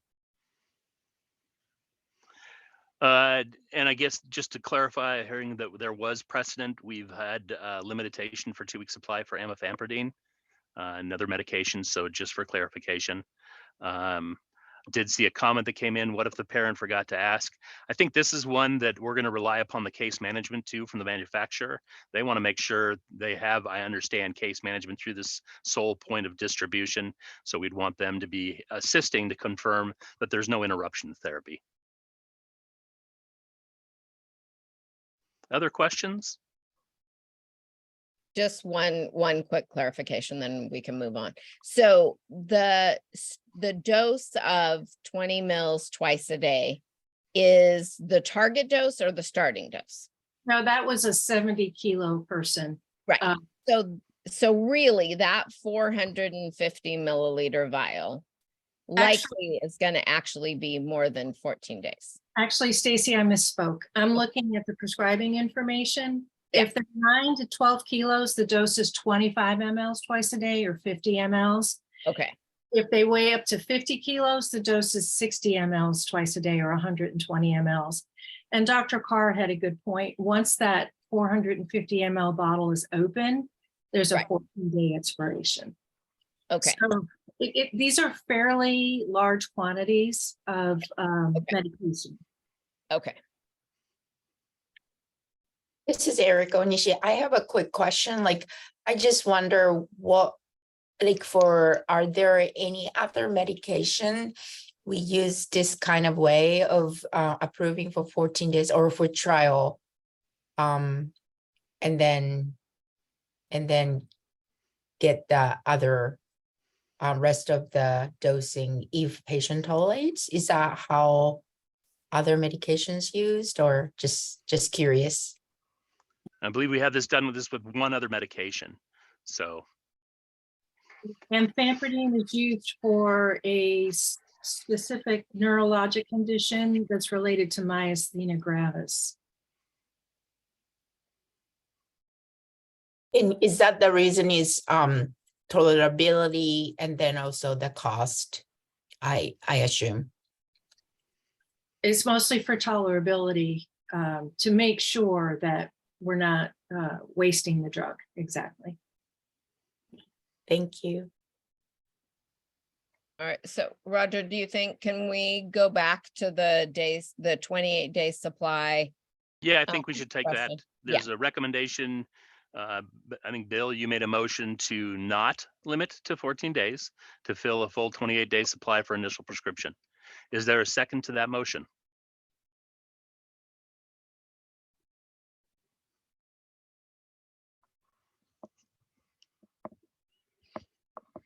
Okay, done. All right. Okay. So So hearing then, none, yeah. Yeah. Then we have the criteria as amended with changes to the question 3 to ask if it's a diagnosis of Rett syndrome, then to bifurcate to ask if it's genetically confirmed, right? If so, prescribed by a neurologist. If not, if it's, then it would be referred to the medical director.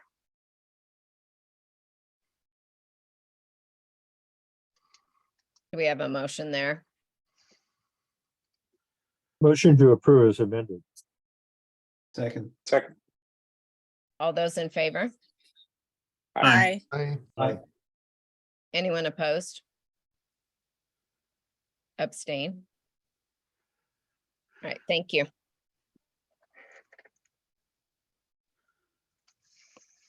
Thank you. Let's do one more topic before we go to break. We draw your attention to page 97 in the packet and have Kathy Centena doing a BPH class update. Thanks, Roger. So this update is just to look at the evidence that's been published on the treatment of BPH or benign prostatic hyperplasia, and then to provide an approval route for the unfunded conditions that are covered under the EPSDT program that we've talked about recently. So the preferred therapies in the class are terazosin, doxazosin, finasteride, and tamsulosin. Just a reminder that BPH with urinary obstruction is funded by the OHP. However, BPH without obstruction is not a funded diagnosis, as well as male pattern baldness and erectile dysfunction are not covered by OHP. So if we look at just a little background as a reminder, 3 classes of drugs fall under BPH treatments, the alpha blockers, the 5-alpha reductase inhibitors, and then the phosphodiesterase inhibitors. Alpha blockers are pretty much first-line agents to manage symptoms. The 5-alpha reductase inhibitors are used more to prevent progression of BPH, as well as help with prostate enlargement.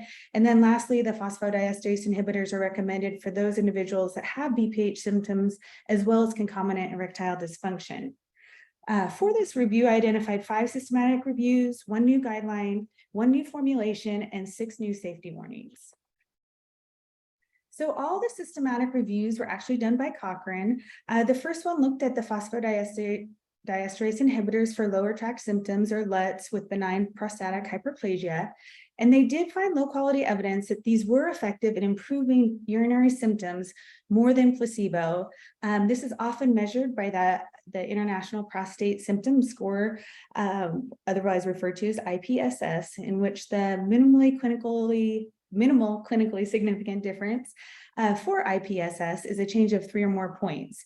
So here they found that phosphodiesterase inhibitors were better than placebo by approximately 1.89 points in alleviating symptoms. They also did not find substantial evidence that combination therapy with the PDEIs, with alpha blockers, or with the 5-ARIs was more beneficial than monotherapy alone. The second Cochrane review just looked at silodosin for the treatment of LUTs with BPH. And it did found that it was more effective than placebo, but there wasn't any efficacy data suggesting it was more effective than other treatments. And it is associated with a higher incidence of adverse sexual adverse events.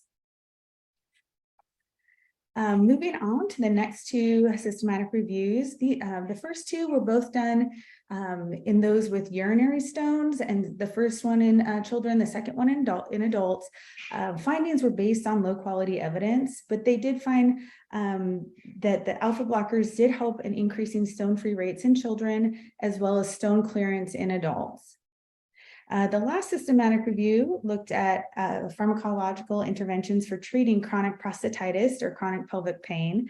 And they did find that the use of 5-ARIs did help to reduce symptoms of chronic prostatitis and pelvic pain more than placebo, with a difference of 4.6 points. Looking at a high quality guideline next, the American Urological Association published guidance for management of LUTs in those with BPH. They do recommend alpha blockers first line for moderate to severe LUTs BPH symptoms. And this was based on grade 8 evidence. They also mentioned that the choice should be based on comorbidities, as again, there's no good comparative efficacy data that suggests one alpha blocker is superior to another. They also recommend that 5-ARs with or without alpha blockers should be used to prevent progression in those with LUTs and BPH that is due to prostatic enlargement. Looking at new indications, we do have a combination product of finasteride, which is a 5-ARI, and tadalafil, which is a phosphodiesterase inhibitor. The branded product is Entadfi. This combination was approved based on a 26-week study in men with large prostates. They did find that the combination therapy was superior to finasteride alone at 12 weeks, with a difference of 1.4 points measured by the IPSS scale. Looking at the safety warnings, we do have 6 new safety warnings. However, 5 pertain to the fact that the alpha blockers, as well as the 5 ARIs, are not indicated in females or pediatrics, and there's potential risk to the fetus if handled by pregnant women. So we don't need to go over those in detail. You can look at them there in the table. There is one additional safety warning for tadalafil, and that is a warning of sudden vision loss in one or both eyes due to possibly non-enteric arteritic anterior ischemic optic neuropathy. So if this does occur, tadalafil should be discontinued. So now I want to just talk through a couple changes or clarifications to the PA criteria. This is on page 110 in your packet. The first one there is just to, again, allow a pathway under the goals to for those individuals with that fall under the EPSDT coverage. Looking at the actual table and going through the criteria, you can see number 3 is crossed out. Historically, for this class, we've had renewal criteria. However, it is pretty similar to the initial approval criteria. So my recommendation is just to eliminate that criteria. So we can go over that in more detail if there's questions, but that's why number 3 is deleted. The new number 3, just asking if it's a request for an alpha blocker. If so, making sure that they have functional or mechanical disorders of the genitourinary system, including bladder outlet obstruction, to be covered. If so, referring to number 5, if the patient has tried not tolerated one of the alpha blockers, then yes, it would be approved for 12 months. So just kind of a clarification to what we already have recommended. Number 6 is asking if the patient has BPH with obstruction. If so, go ahead and approve it. And then number 7 speaks to the coverage of the under EPSDT. And so if the patient does have a diagnosis of unspecified urinary obstruction or BPH without obstruction, as I mentioned earlier, this is not covered. So if they're over 21, then this would be denied. However, if they're under 21, we ask them that they go to number 8. And if you can see there on the next slide, that then again, this allows coverage if appropriate under EPSDT. And then lastly, I didn't include it here, but if you're following along in your packet, you can see that the renewal criteria is crossed out. So the recommendations for this class would be no changes to the preferred drug list at this time. But however, to update the PI criteria to clarify the recommendations and to remove the renewal criteria, and then to evaluate costs in executive session.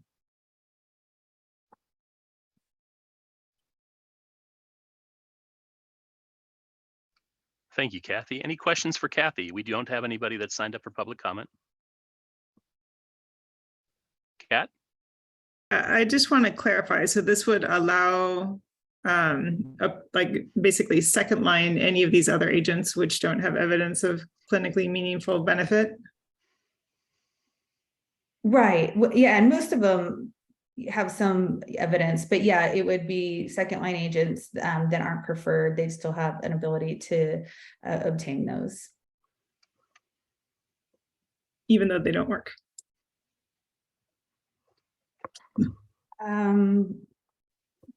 Yeah, yeah, I guess.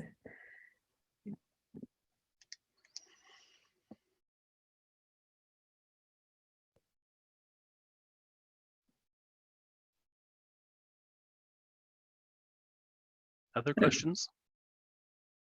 Yeah. So that's how it currently is. I guess I'm just, second line therapy makes sense, but if the second line therapy is just failure of 2 months of first line, I don't know, it just seems like it's sort of open door access to phosphodiesterase inhibitors and other things that are not evidence-based for this condition.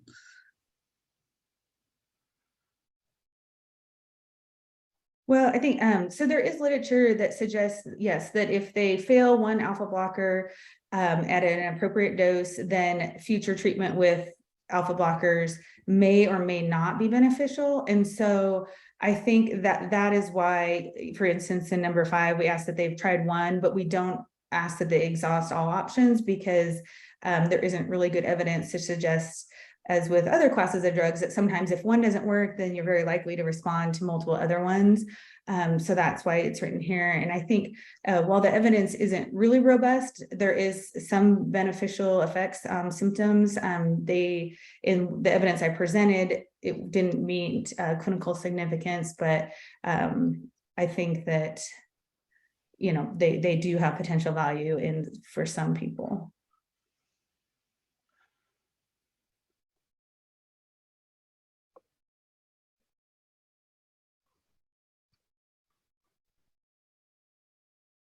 Follow-up, Kat, or any other questions?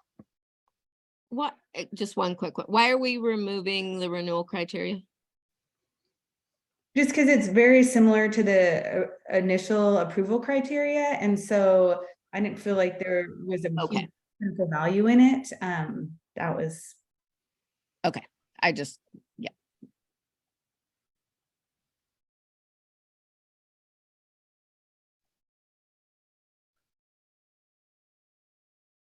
Other thoughts on the recommendation to update the PA criteria or a motion?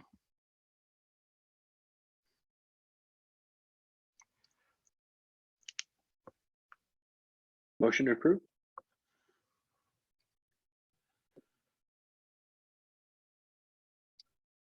Second. All those in favor? Aye. Aye. Aye. Aye. Aye. Opposed? Abstain? All right, thank you.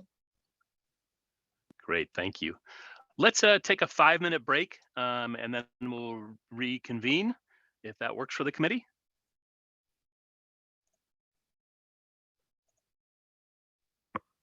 That's great. Thank you, Roger. All right, I will start the timer. And we'll see you back here in 5 minutes. Thank you.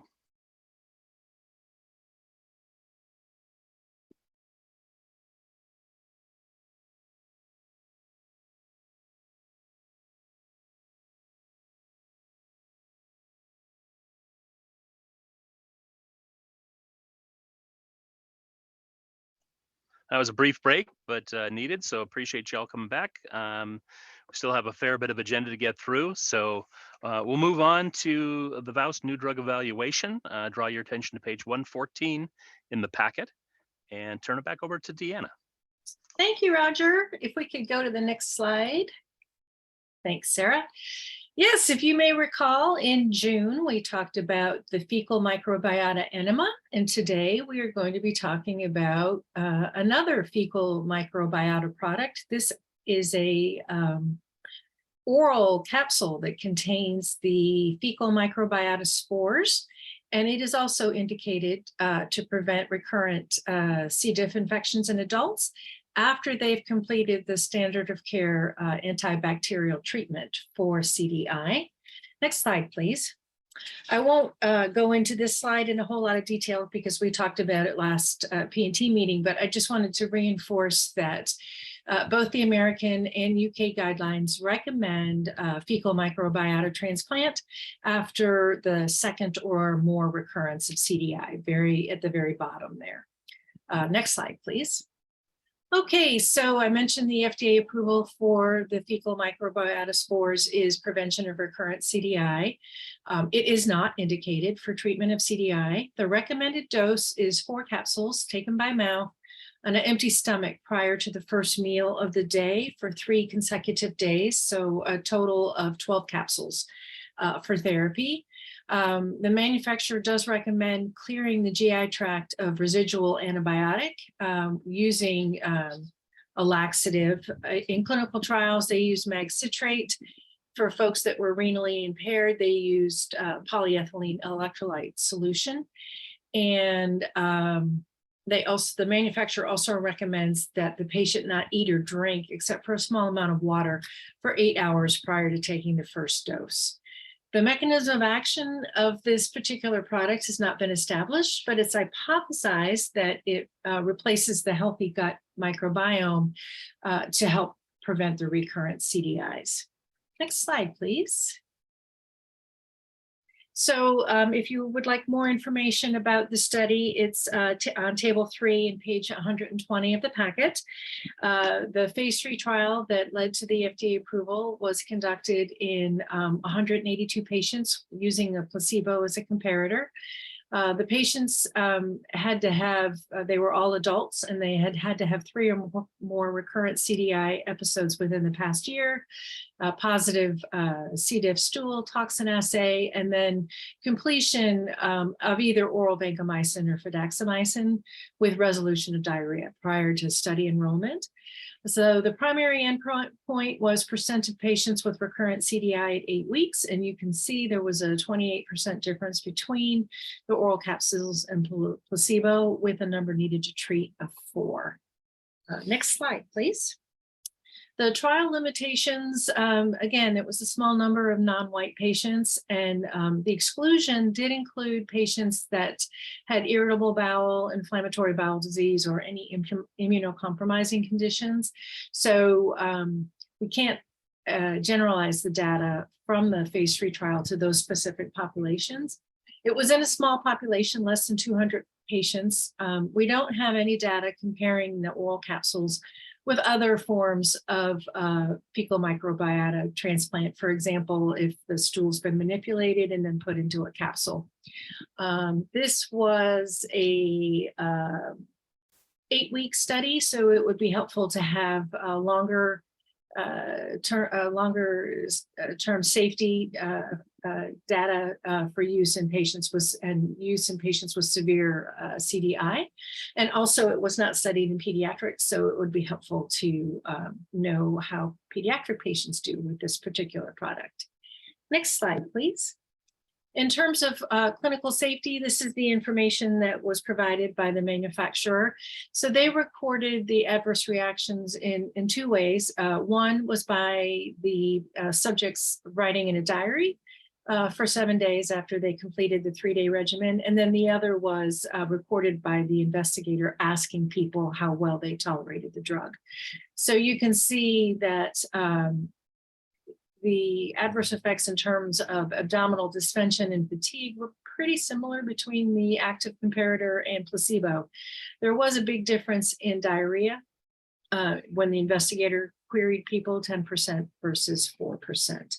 So it's not surprising that most of the adverse events were related to the GI tract. Next slide, please. So some changes to the PA criteria are recommended. The first thing we did was under length of administration on this particular part of the criteria, we were very specific about how often and how, what the duration of therapy. So I didn't go into a lot of detail about bezlotoxumab or the enema, but those are both one time, either an infusion or rectal administration. And like I mentioned earlier, the oral fecal microbiota spores are 12 capsules total. Next slide, please. So there was no changes to the PA criteria here. Next slide, please. And then the only changes were to modify the how we would approve the therapy. So for now, we've got it listed as approving for 1 course of therapy because all of these drugs were only studied for 1 course. The question is, does that seem appropriate to the P&T committee? Should we allow a repeat dose even though it's not been studied that way? And the other question is, should we add an additional question right there in question 8? We're asking if they've completed a 10-day course of standard of care antibiotics, but should we add a question to make sure that it's been 72 hours since they completed that therapy before they start on the oral capsules? So the next slide is recommendations. So it's to maintain the oral fecal microbiota capsules as non-preferred, and then add the capsules to the prevention of C. diff. And we'll talk about costs in executive session.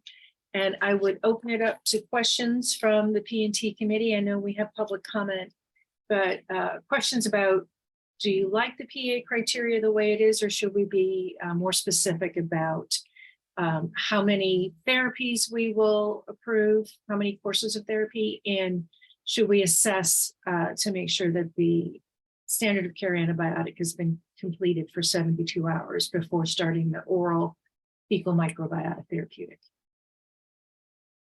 That'll open it up. Good job, Deanna. Questions for Deanna?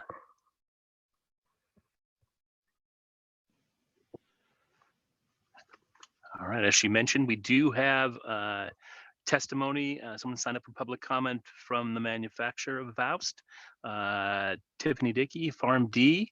Are you able to unmute your line? I unmuted. Can you hear me? Hear you loud and clear. Perfect. And the floor is yours. All right. Good afternoon. My name is Tiffany Dickey, and I am a pharmacist and medical science liaison with Immune Therapeutics, which is a Nestle Health Sciences company partnered with Series Therapeutics. And today I will be speaking about Voust. Voust is the first and only FDA-approved orally administered microbiota-based therapeutic that is comprised of purified firmicute spores. The incidence of recurrent Clostridioides difficile infection has been well described in the literature. After an initial episode, 25% of patients will experience a C. diff recurrence, and this risk further increases to more than 40% with subsequent episodes. Voust is indicated to prevent the recurrence of C. diff infection in individuals 18 years of age and older following antibacterial treatment for recurrent C. diff infection. The clinical efficacy of Voust was studied in a rigorous clinical development program consisting of 2 phase 3 studies, EcoSpore 3, a randomized placebo-controlled trial, and EcoSpore 4, an open-label study. In EcoSpore 3, participants with 3 or more episodes were enrolled, 89 of which received Voust. When compared to placebo, Voust demonstrated a superior reduction in the risk of recurrent C. diff infection at week 8, with a recurrence rate of 12% in the Voust-treated arm, compared to 40% in the placebo arm, which was standard of care alone. This response remained durable through week 24. In EcoSpore 4, recurrence was evaluated as a secondary endpoint. 263 participants were enrolled, 77 of which enrolled following 2 prior C. diff episodes, or an initial episode and a first recurrence. At week 8, the recurrence rate was 9% in the overall study population and 6% in participants with a first C. diff recurrence. At week 24, the response remained durable with a recurrence rate of 14% in the overall study population. These results were consistent across trials. The safety of Voust was evaluated in both studies, EcoSpore 3 and EcoSpore 4. In the combined safety analysis at week 24, the most common adverse reactions reported with patients treated with Voust were flatulence, diarrhea, fatigue, abdominal pain, and abdominal distension. Most of these adverse events were mild to moderate in severity. The dosage of Voust is 4 capsules taken orally once daily for 3 consecutive days, and this is following your antibacterials and an antibiotic washout. Voust should not be administered concurrently with antibacterials. In closing, Voust was evaluated across 2 phase 3 clinical trials. Voust is indicated to prevent the recurrence of C. diff infection in adults following antibacterial treatment for recurrent C. diff. With this, I respectfully ask that Voust be covered without restriction for adults to prevent C. diff recurrence. Thank you, and I'll take any questions you may have.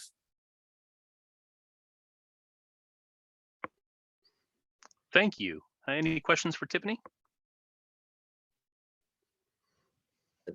This is Eddie. Is there any evidence for retreatment or repeat courses?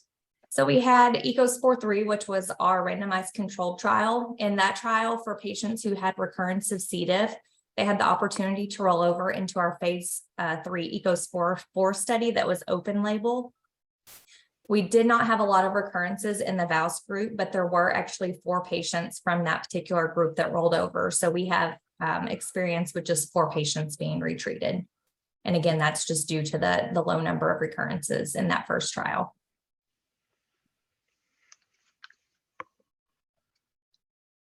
Other questions? All right, thank you, Tiffany. All right, Recommendations thank you, in guys. front of the, yeah, you bet. Recommendations are in front of the committee on the screen.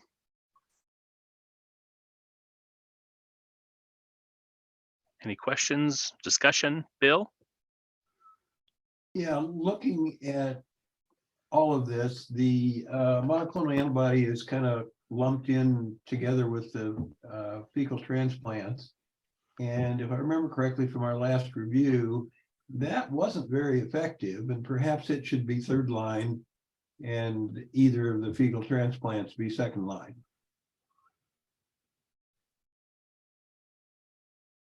Because they're all lumped in together here, and I think we have a pretty good evidence of efficacy of the different fecal transplants, but not so good of evidence from the monoclonal antibody. I agree. Would preferred determinations be best made post like executive session? Is that sort of the plan? Or We will be looking at costs in executive session, but I think what Bill is proposing is based upon the clinical evidence, the positioning. Yeah, it's efficacy based rather than cost based. And if I think we should have the priorities should be the more effective things before the less effective things, unless there's a monstrous cost difference. I can't see a monoclonal antibody as being cheap. So are you proposing some changes to the PA criteria or just about what we have preferred versus non-preferred? Because everything's non-preferred with PA criteria right now.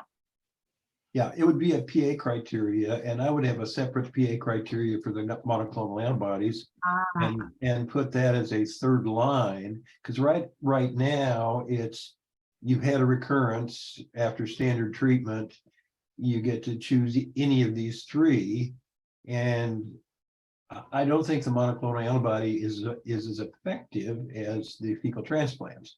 Now, which form of fecal transplant is best? We don't know. Exactly. So I'm hearing Bill propose adding a step through the fecal transplant.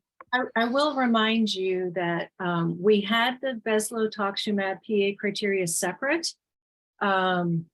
before we reviewed the fecal microbiota transplant enema in June. And that's when we decided to make just one set of criteria for recurrent C. diff. Because I think right now we have fidaxomicin, it has its own separate criteria. So is that what you're proposing is before they go to bezlotoxumab that they try a fecal microbiota transplant? Is that what you're thinking? Yeah. Because we don't have that step through right now. We just have looking at, is it a recurrence and do they have risk factors based on the IDSA guidance? Because NICE did not recommend bezlotoxumab, if you remember. Right. Right. And that was one of the reasons why it was kind of. And they felt like it was a very expensive for the return. It's down on the list because it's the. It doesn't work as well. Right. So we could add a question to just have them step through either the enema or the oral before they go to bezlotoxumab. Yeah, I would say one or the other, but not both. Right. I think that makes sense. But then is this PA criteria getting updated, or do we need to update the monoclonal antibody criteria, or are they all in the same one now? Is that what you were saying, Deanna? Yes. That's number 4. Okay, got it. We had them separate. We had bezlotoxumab as its own PA criteria prior to the June meeting. Okay, that's right. All 3 of these are approved for recurrent CDI. We put them into one PA, one set, just to make it easier to maintain everything. But I do think if we add the FMT question as a, number 4A, so that'll change all the numbering, that totally makes sense clinically. Yeah, agreed. Okay. And it does make sense for this one to be separated out, since this one's not for treatment of recurrence, right? This is just the, sorry. Yes, you're exactly right. It's to prevent recurrence versus the other two are more, like you said, treatment of recurrence. Yeah, it does have a slightly different indication. You're right. Good memory, Eddie. And I think the difference is we'll see the injection or the infusion given more in inpatient settings or maybe as an outpatient, or the other, I don't know. The enema is 150 mLs. I think that might be administered by a healthcare provider as well. I don't think there's been much uptake of any of these agents yet.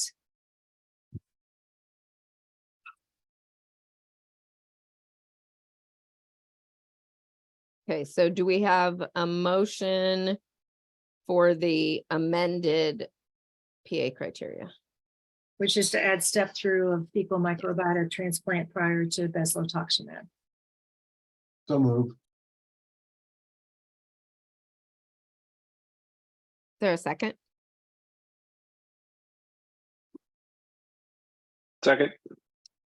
All those in favor? Aye. Aye. Aye.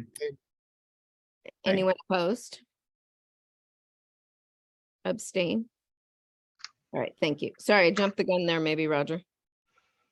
No, you did great. Perfect.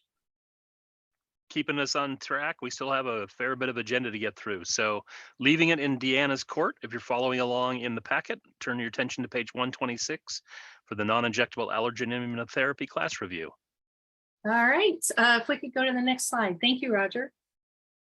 So the purpose for this review, we've never reviewed the immunotherapy tablets. We did review the oral peanut allergen powder, and that was probably the first product we have in this relatively new PDL class from 2021.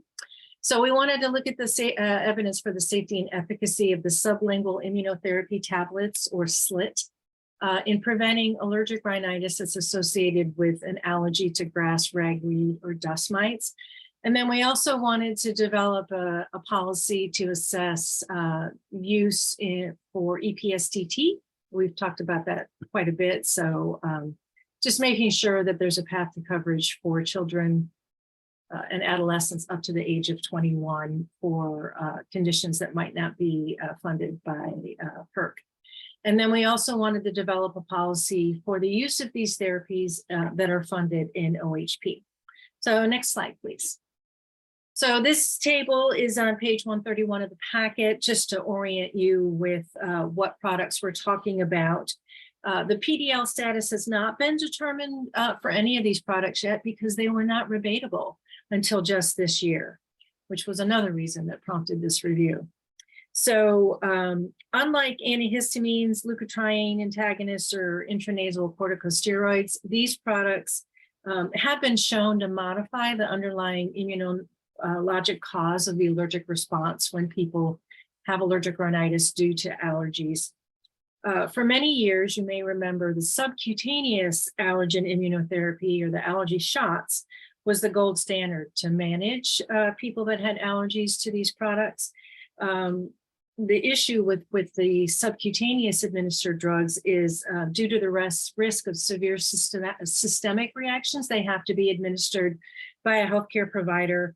And to maintain immunity, they have to go back to the healthcare provider every 2 to 4 weeks to get the next injection. So the sublingual immunotherapy emerged in 2014 as an alternative to the subcutaneous route. In Europe, there's a lot of oral drops that are available. All that we have approved in the United States are the tablets. The FDA thinks there's too much variability with the compounded products and the oral drops, so those have not been approved in the States. All of these tablets are FDA approved to mitigate allergic rhinitis with or without conjunctivitis that's induced by exposure to certain types of pollen or dust mites. I wanted to point out that final column about whether people had asthma that were enrolled in these trials. A lot of times, people with moderate to severe asthma were excluded because that is a significant contraindication to these drugs. Is if a patient has severe uncontrolled asthma, they are not a good candidate for the sublingual immunotherapy. You will notice, though, in the house dust mite studies, they allowed people that had mild to moderate asthma that required an inhaled glucocorticoid to treat the asthma. So that's where most of the evidence for using these agents in asthma comes from, is in the house dust mite cohort. Next slide, please. I also wanted to point out that there are some safety considerations with these sublingual tablets. They do carry a risk of severe allergic reactions. So the first dose should be given in the provider's office so the patient can be observed for any serious adverse effects for at least 30 minutes. The other thing is all 4 drugs require or recommend having an auto-injectable epinephrine device prescribed so that the patient or caregiver can administer that if the patient has a reaction once they get home. And finally, none of these drugs are indicated for the immediate relief of allergic symptoms. Next slide, please.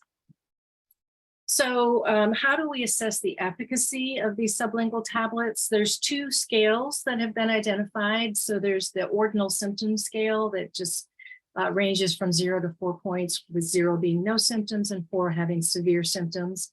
And then there's also a visual analog scale that looks at nasal, ocular, and bronchial symptoms. It's a scale from 0 to 10 centimeters, with 0 being no symptoms and 10 being the highest level. The FDA made some guidance that 15% difference in total of these combined scores would be a minimal clinically important difference. It varies a little bit from the World Allergy Organization, which set a level of 20% difference. Next slide, please. So since this is the first time we're reviewing this class, there is quite a bit of evidence. I tried to organize the evidence by type of product. So there was one guideline for the peanut oil powder. There's 5 high-quality systematic reviews that looked at evidence for the safety and efficacy of the sublingual tablets for allergic rhinitis or conjunctivitis. Then we have 3 guidelines that provide recommendations for using these tablets in allergic rhinitis. And then there was 3 systematic reviews and 2 guidelines that looked at using the sublingual immunotherapy in patients with asthma and with allergic rhinitis and a comorbidity of asthma. So next slide, please.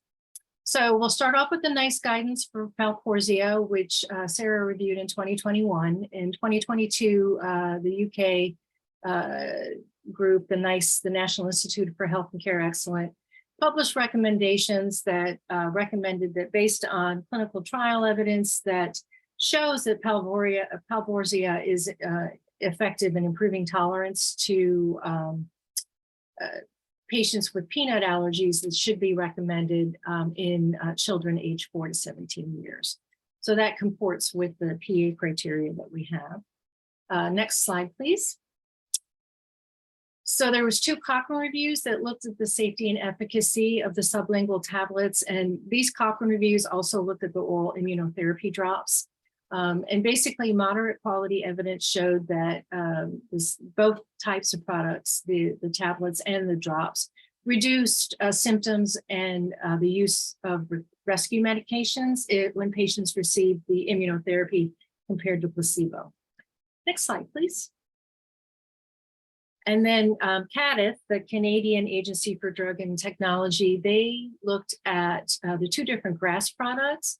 So one report came out in 2013 and the other came out in 2015. The 2013 looked at the 5 grass pollen extract, and they concluded that there was 4 randomized control trials that showed that the sublingual immunotherapy was more effective than placebo in alleviating allergic rhinitis, and that adverse effects were mild to moderate in severity. So the Canadian formulary, the group that makes those recommendations, recommended that oral air be added to the Canadian formulary. Conversely, in 2015, when they looked at the evidence for Grass Tech, which is just the single Timothy grass allergen extract, the reviewers felt that the differences were uncertain. between the immunotherapy and placebo in alleviating symptoms and scores. So the CADTH recommended not adding the GRAS tech to their formulary. Next slide, please. So a couple other systematic reviews. There was one that looked at safety and efficacy of both sub-Q and sublingual immunotherapy in managing allergic rhinoconjunctivitis. And unfortunately, the data they found was mostly low quality, but it did show that there was a moderate effect on short-term, less than 2-year improvement in symptom scores when immunotherapy was compared to placebo. And then similar results were seen with the use of rescue medication. The 2020 meta-analysis basically just looked at the slit tablets in managing grass pollen allergies, and this quality of evidence was a little bit better than the 2017 review, and it showed that the sublingual immunotherapy tablets reduced symptoms compared with placebo. Next slide, please. In terms of guidelines, the European Academy of Allergy and Clinical Immunology Task Force came up with guidelines in 2017 that recommended sublingual immunotherapy with either the grass pollen tablets or the house dust mite tablets were recommended to manage allergic rhinitis in adults and children, and that was a grade A recommendation based on high quality evidence. Next slide, please. Looking at our American guidelines in 2017, we had a joint task force of those particular organizations, and they recommended only using FDA-approved tablets to alleviate allergic rhinitis or rhinoconjunctivitis, and not for any other reason. That was a strong recommendation based on moderate to high quality evidence. Next slide, please. So now we're going to move into systematic reviews that looked at safety and efficacy of using sublingual immunotherapy in patients that had allergic rhinitis and a comorbidity of asthma. And in 2018, the Agency for Healthcare Research and Quality looked at the evidence that was out there, and moderate quality evidence showed that using the sublingual immunotherapy helped decrease use of long-term asthma control medications. But low quality evidence showed that it didn't really help decrease use of short-acting beta agonists for quick relief. And then they did look at safety and said that there were local and systemic allergic reactions, but it didn't require modification of the immunotherapy treatment. Next slide, please. Cochrane review looked at safety and efficacy in adults and children. They only found 2 small studies to look at how sublingual immunotherapy impacted asthma exacerbations, and they found that this was very uncertain. And the same thing when they looked at adverse effects, they found that basically we need more evidence to look at the role of sublingual immunotherapy in people with asthma. That was their conclusion, because there wasn't a whole lot of good evidence out there, mostly because these patients are excluded from the trials. As I mentioned earlier, thank you, Sarah, you moved ahead to the house dust mite. So we had a systematic review that looked at allergic rhinitis due to house dust mites.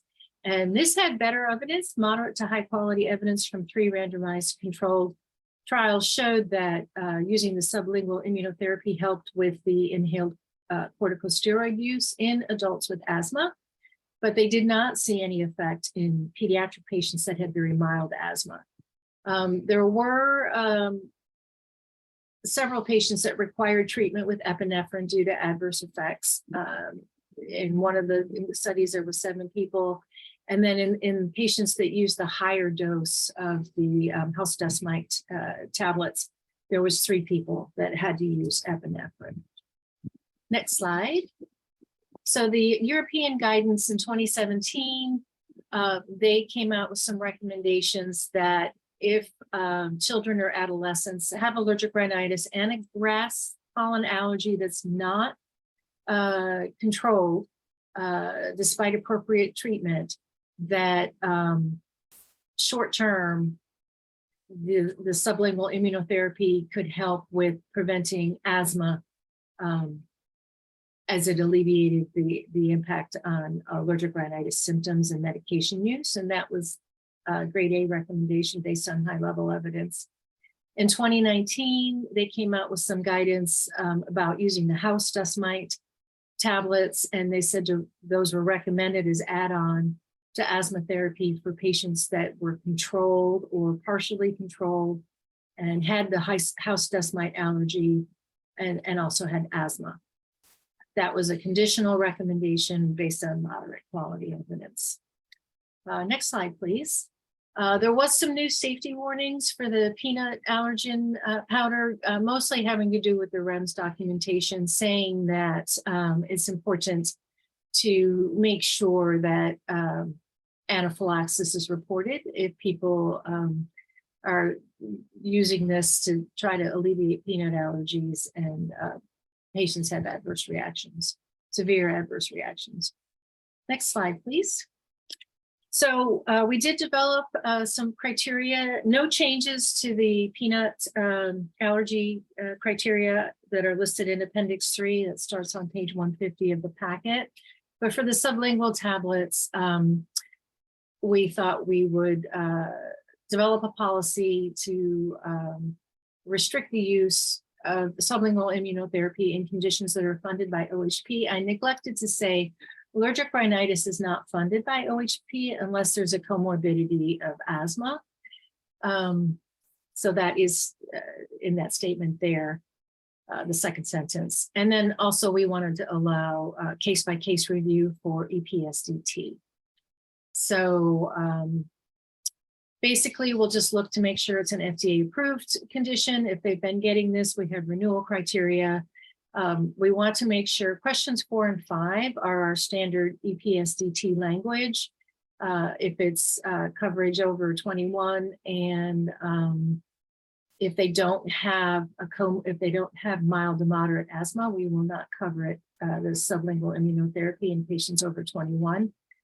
If they're under 21, they can submit documentation in question 5 that attests to how severe it is and why the child needs coverage, the child or adolescent. Then in question 6, we will assess if they do have asthma and allergic rhinitis, have they tried orally inhaled corticosteroids to manage the asthma? If they have, then we'll go on to question 7 to see if they have tried oral histamines and or nasal corticosteroids to manage the allergic rhinitis. Next slide, I think, is the,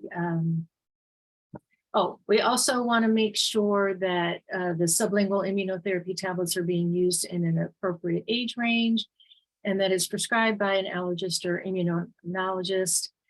Then question 10 is assessing if it's the contraindications, if it's severe or unstable asthma or eosinophilic esophagitis or any severe systemic allergic reaction, we would deny it. We also want to make sure this is part of the HERT guidance for coverage for immunotherapy, is to make sure they've had the skin testing done to assess the IgE mediated antibody, the extent, the reaction that they have.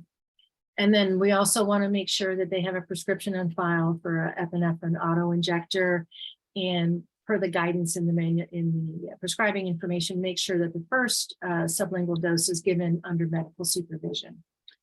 Next slide.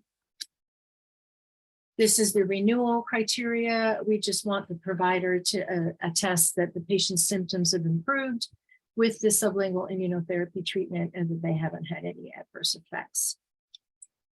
With that, I will summarize our recommendations, which are to add the Grastek, Orlair, Ragitech, and Odectra sublingual tablets to the PDL class called immunotherapy desensitization non-injectable as non-preferred, and then implement the prior authorization criteria to provide for approval route for unfunded conditions that are covered under the EPSDT program, and then to ensure appropriate utilization of sublingual immunotherapy in people with allergic rhinitis that's caused by exposure to grass pollen or house dust mite allergens that is complicated by a comorbidity such as asthma, and review costs in executive session.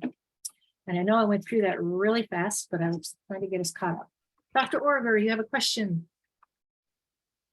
Yeah, the issue of asthma is the data is contradictory.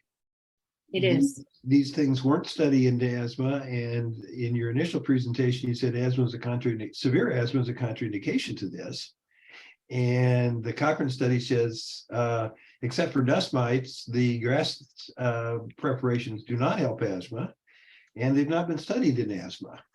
So I don't think we have data to say that except for the dust mite preparation, these things don't help asthma and they might harm. So that seems to be kind of a That was the challenge in developing this criteria, quite frankly, was because immunotherapy is only covered unless they have a comorbidity such as asthma. So it was really relying on the European guidance from 2017, which stated that prevention of asthma in kids and adolescents that have allergic, if we want to go back to the guidance, well, is there data to support those guidelines? You know, the guidelines vary widely in how closely they follow the evidence, and some are very strict and some aren't. So that's expert opinion. So that's a lower level of evidence than they did use a systematic review. If we can go back to the slide on the EACCI guidance, I think it's 2 slides back. So they did use a systematic review to develop that guidance. And this was, we used the AGREE tool to evaluate the quality of this guidance. And it was determined to be high quality. And you're right, the systematic reviews from Cochrane were not that great. And we've got 2 different opinions of the data here. Right, we have the year. I don't know which is right, or if either of them are right. I think we're going out on a limb covering these things for asthma, except for the dust mite preparation. I think that's fair.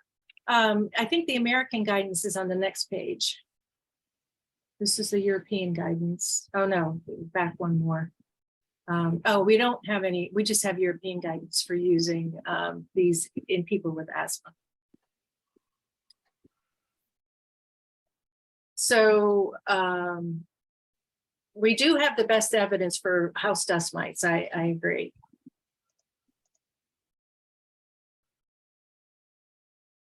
So the vast majority of the time it's not going to be covered anyway, except for the funny loophole from the screening test. But I'm just really uncomfortable with the asthma coverage when some of the data contradicts that. Well, we could make it, we could revise the criteria and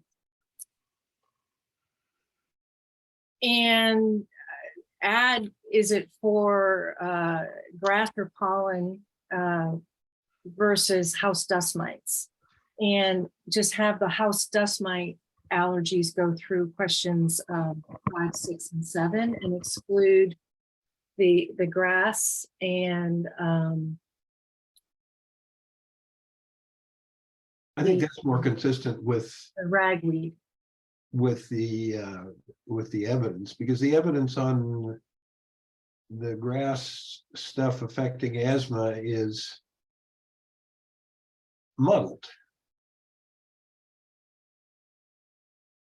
Yes, it's contradictory. In some places it's non-existent, and it's muddled. So this was a very difficult thing to evaluate.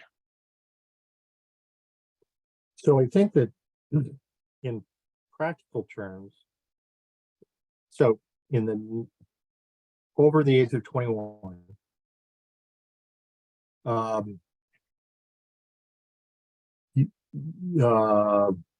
they're going to be the large majority of people have allergic rhinitis. They will be approved for this if they have concurrent asthma. they take this medication and their allergic rhinitis improves, but their asthma doesn't. So that's actually, I think, how a large majority of the cases are going to pan out. And so it does work in allergic rhinitis, doesn't it, Bill? Yeah, the evidence For that component. for allergic rhinitis without asthma is good, but we are making it saying the reverse. Right. Well, it's not funded. It's not funded for just so allergic rhinitis itself is not funded by HERC. Right. Only funded unless they have uncontrolled mild to moderate and severe asthma, but we put mild to moderate because severe asthma is a contraindication. Contraindication, yeah. Yeah. Well, and then you get into the question of how bad is the asthma? And I'm afraid you're going to find out after the third dose of the immunotherapy. It'll make it worse. Yeah. So I just don't think the evidence is there to support the GRAS in the way it's written. So I could add under question 3, add question 4. Is this for grass or ragweed? And if the answer is yes, we would deny. If it's for house dust mites, then we could have them go into question 4 about having the comorbidity. I think that's more consistent with the evidence. And then we would look to make sure that they've or question 6 and 7, we would make sure that they've got their asthma controlled and their allergic rhinitis controlled with other agents before going to immunotherapy. Is that a motion to amend the PA criteria? Yep. Is there a second? Or do we need that yet? Are there any other questions?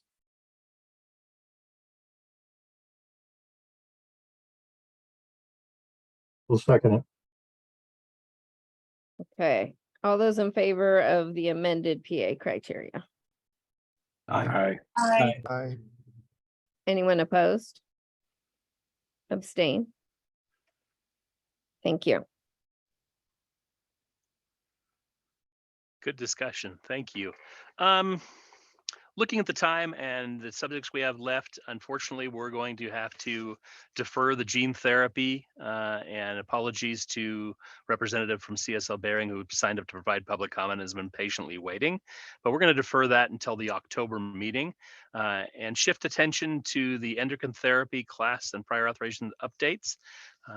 If you're following along in the packet, those start on page 173.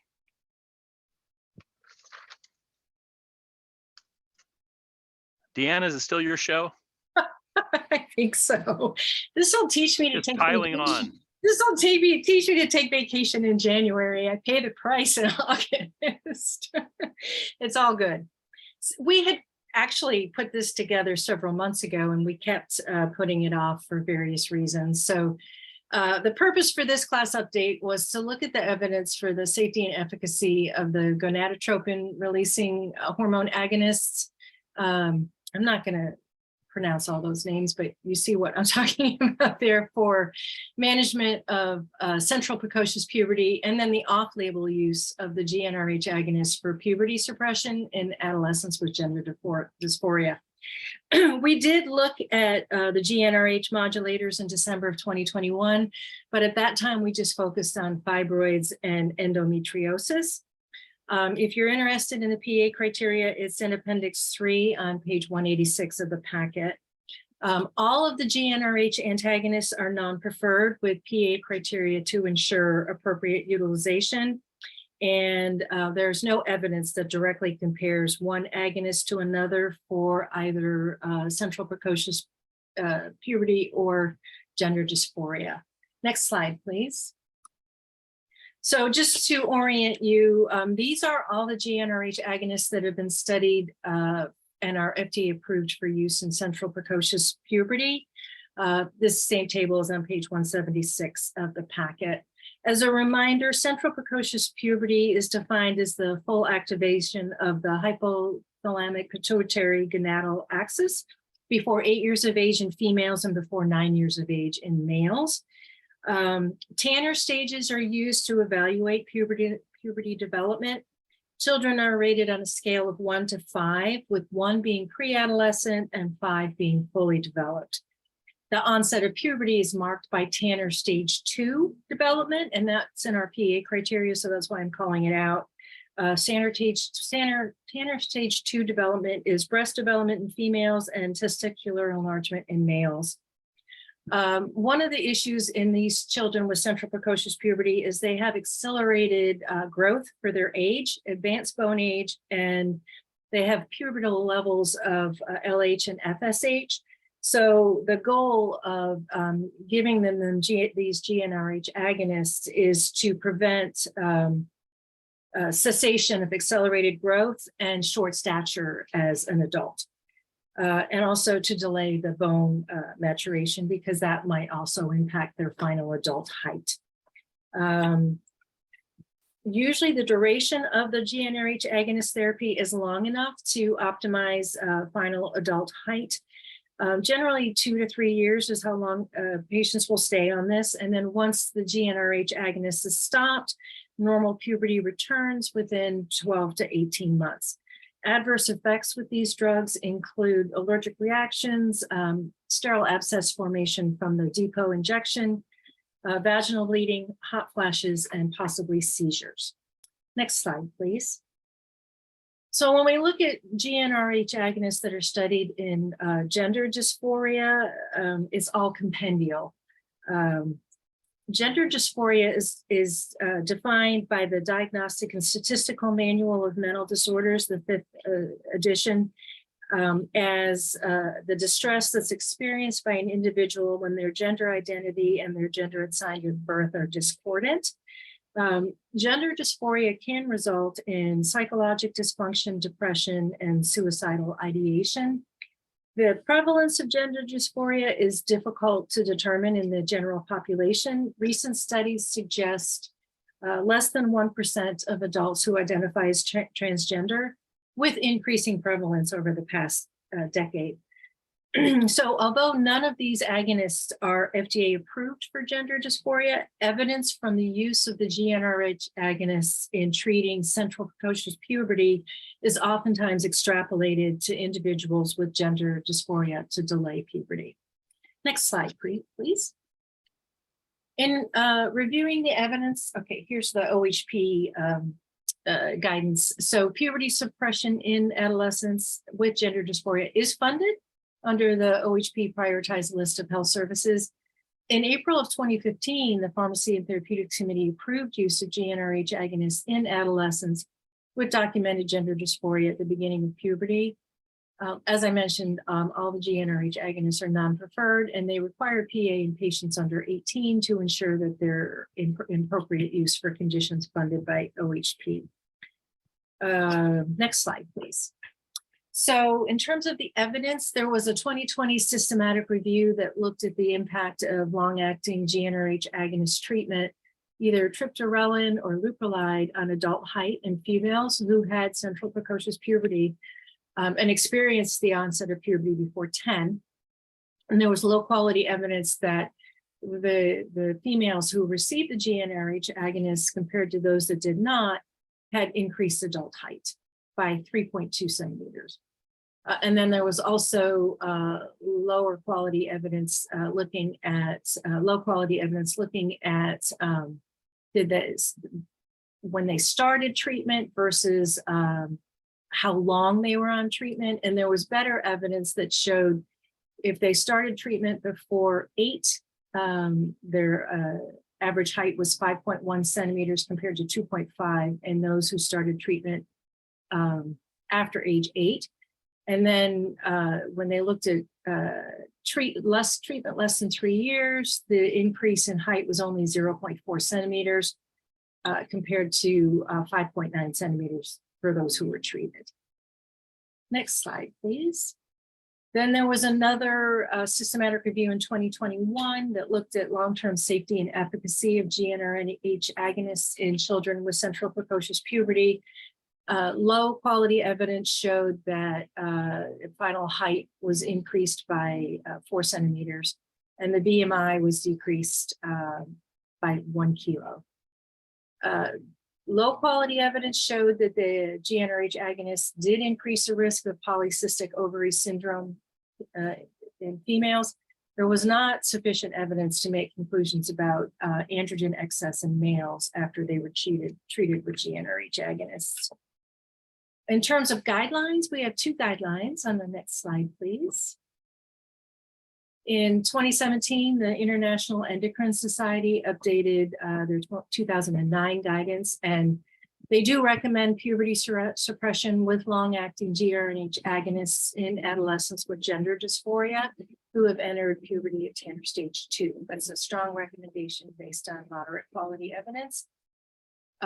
Children that have not started puberty yet, puberty blocking is not recommended. That's a strong recommendation based on moderate quality evidence. And then the main risks that they identified in their guidance was adverse effects on bone mineralization, compromised fertility, and unknown effects on brain development. Next slide, please. The WPATH standards, the World Professional Association for Transgender Health, they issued guidance last year due to growing scientific evidence for care of gender diverse people. And they noticed that there's a limited amount of evidence, but it's continuing to grow, and very few studies follow young people into adulthood. They do recommend that healthcare professionals use GnRH agonists in eligible transgender and gender diverse people for whom suppressing puberty is indicated. And again, they recommend reaching Tanner stage 2 of puberty before starting the GnRH agonists. Next slide, please. As Dee mentioned earlier in our meeting, there were some Oregon legislative changes. So in June of 2023, House Bill 2002C was enacted. It addressed reproductive health as well as gender affirming services. I just pulled out the verbiage for gender affirming services. I think the important thing to point out here is the bill specifies that denial of any services for gender affirming therapy be reviewed and approved by a provider that has experience in providing or delivering gender affirming treatment. That's further described in that final bullet in number B, where it says that it has to be a provider with experience if they're going to deny care.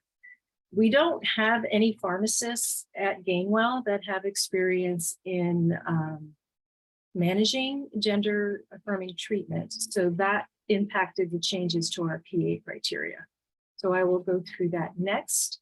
So the first thing we did for questions 2 and 3 was add the ESPT language. So just assessing if what their age is, and if they are under 21 for an unfunded condition, do we have documentation that it's severe enough to impact the quality of life?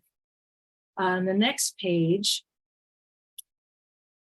questions 8 and 9, we added teratogeny assessment for the GnRH agonists because they are contraindicated in pregnancy. So this is the standard language that we've been adding to assess the impact of on the fetus for people that might become pregnant on this therapy. And then we would totally remove question 7. So question 7, and you can't see the deletion here, but that referenced the HERC guideline note 127.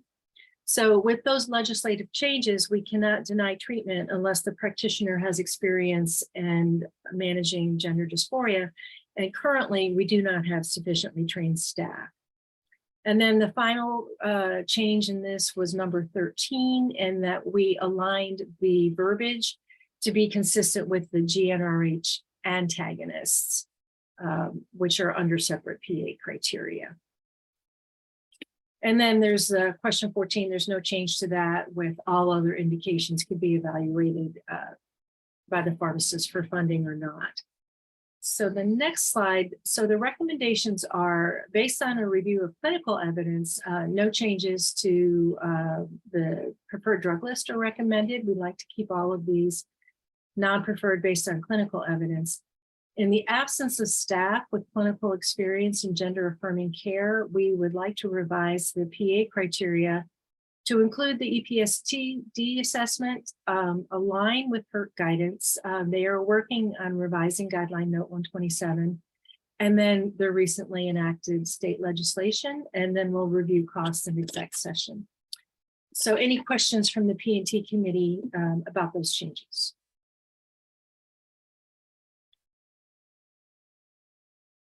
This is less about the recommended changes and more about the language of the bill, which was that in order to deny any care provided, for gender dysphoria. And so, I mean, now we'll be approving it. We will be approving all requests. Right, but that could really be applied to a wide range of things beyond this category, because the gender dysphoria is not just about the physiology and the gender identity, but also the dysphoria.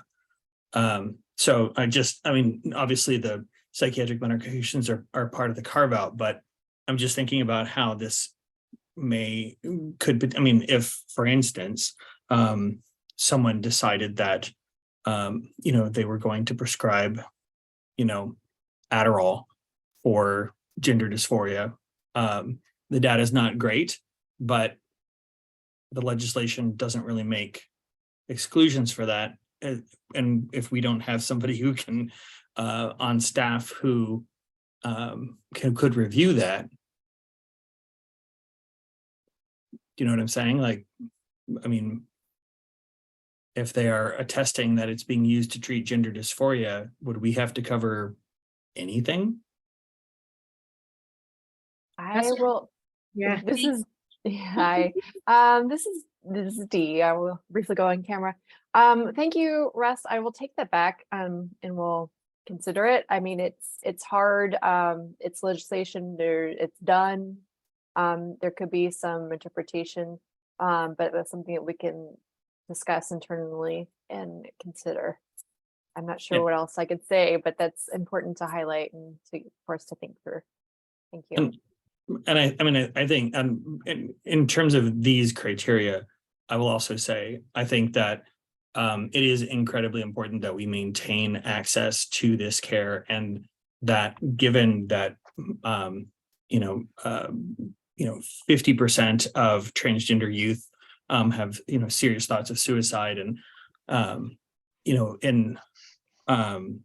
all transgender youth, 1 in 5 attempt suicide, and among transgender men specifically, it's closer to 1 in 4 attempt suicide. So just like with the buprenorphine, I would say that the downsides or the potential adverse effects of these medications would have to be pretty severe for them for it to make sense to put too much in the way of barriers. So I think we should go ahead and just let people access them. So I'm in favor of these changes. Thank you for those comments and the questions, Russ. Those are important. Move to approve.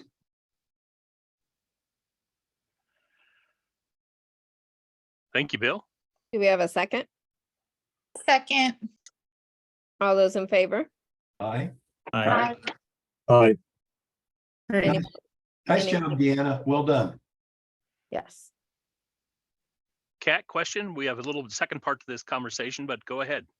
Okay, just as an academic at heart, the idea of upskilling the staff is really appealing to me. And so just thinking about if nobody has that current expertise, maybe there's an opportunity to also, maybe one person is potentially interested who could upskill in this area, because it's an incredibly important population that faces a lot of inequities. And so making sure across our, policy and administrative bodies, we have people who have expertise is fantastic.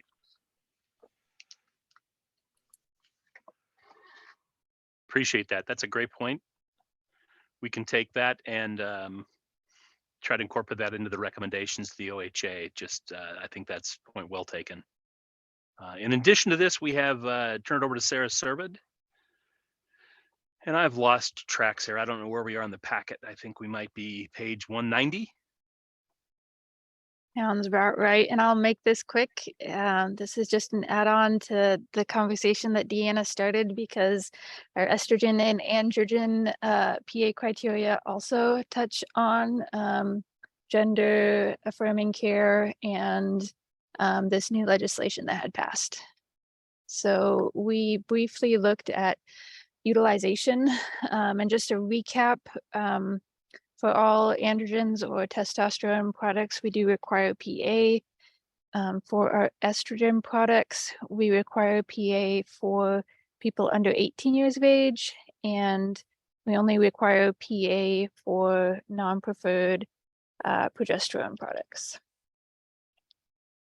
And I won't go into the legislation in detail. We've covered that, but we did want to briefly look at how what utilization was under our current policies to determine how we should change them. So we looked at a quarter's worth of paid or denied fee-for-service claims for some of these endocrine therapies. Estrogens, testosterone, and progesterone products were some of the most commonly prescribed. We had very few people who were prescribed GnRH agonists. You can see numbers here of patients with an initially paid claim, people who had an initial denial and then a subsequent approval or a subsequent paid claim, and then people without any paid claim. So they got a denial and then looked like they were lost to follow up for whatever reason. Denied claims and people without any subsequent paid claims were more common for those classes where we do have PA criteria. So the androgens, which you can see on this first line, and the GnRH agonists, which is more toward the bottom of the table here. And then going into looking at this population of patients who are mostly getting testosterone products who never had a subsequent paid claim. Most were enrolled in a CCO within the 90 days or had other insurance on file. So that might be a reason why we didn't see a paid claim in this population. But there were 8% who had prior authorization denied and 17% that had no PA submitted.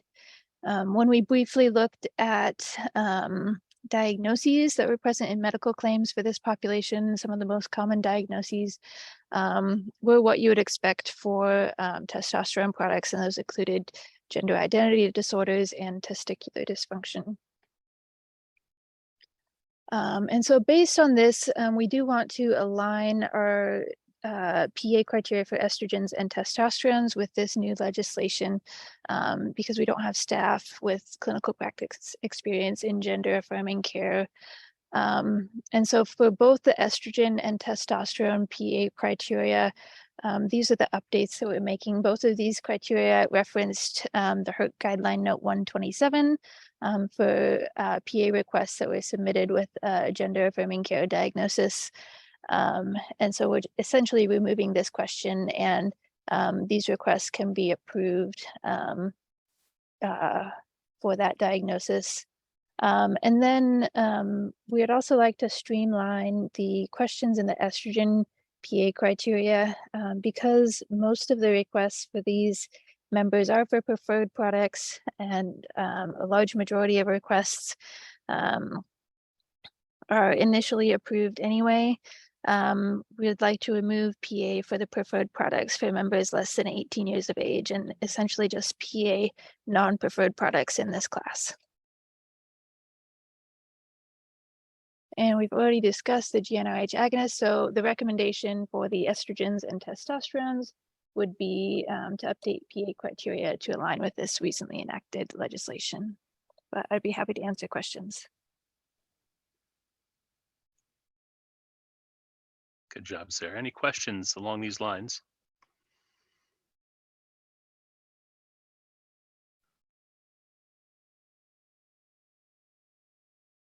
again, I think your recommendation, Kat, to look for upscaling some staff to have some of this expertise is warranted here as well. And again, look to the committee. If no questions, we'd entertain a motion to approve.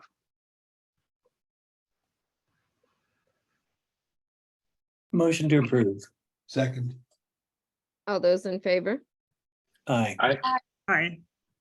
Anyone opposed? Abstain? All right, thank you. Well, this time we're going to go into executive session to review confidential pricing that can't be disclosed to the public. I have to read a blurb, my radio voice. We'll set up a breakout room for the committee members and staff to attend. So the P&T committee will now meet in executive session for the purpose of consideration of information or records that are exempt from disclosure by law. The executive session is held pursuant to ORS 1926602F and ORS 4143561 and 2, which allow the P&T committee to meet in executive session to discuss reviewing confidential drug pricing information, including substantial cost differences between drugs within the same therapeutic class that's necessary for the committee to make final recommendations or to comply with the requirements of ORS 4143553. Representatives of the news media and designated staff shall be allowed to attend the executive session. All other members of the audience are not permitted to attend. Representatives of the news media are specifically directed not to disclose any of the deliberations during the executive session, except to state the general subject of the session as previously announced. No decisions may be made in executive session. At the end of the executive session, we'll return to open session and deliberate on recommendations. Thank you.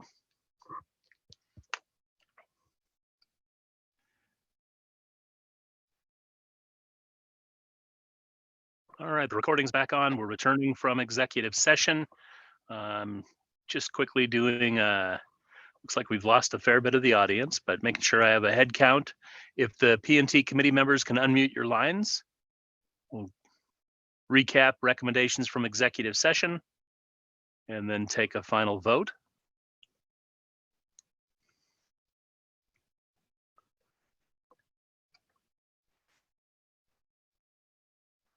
Couple more to unmute.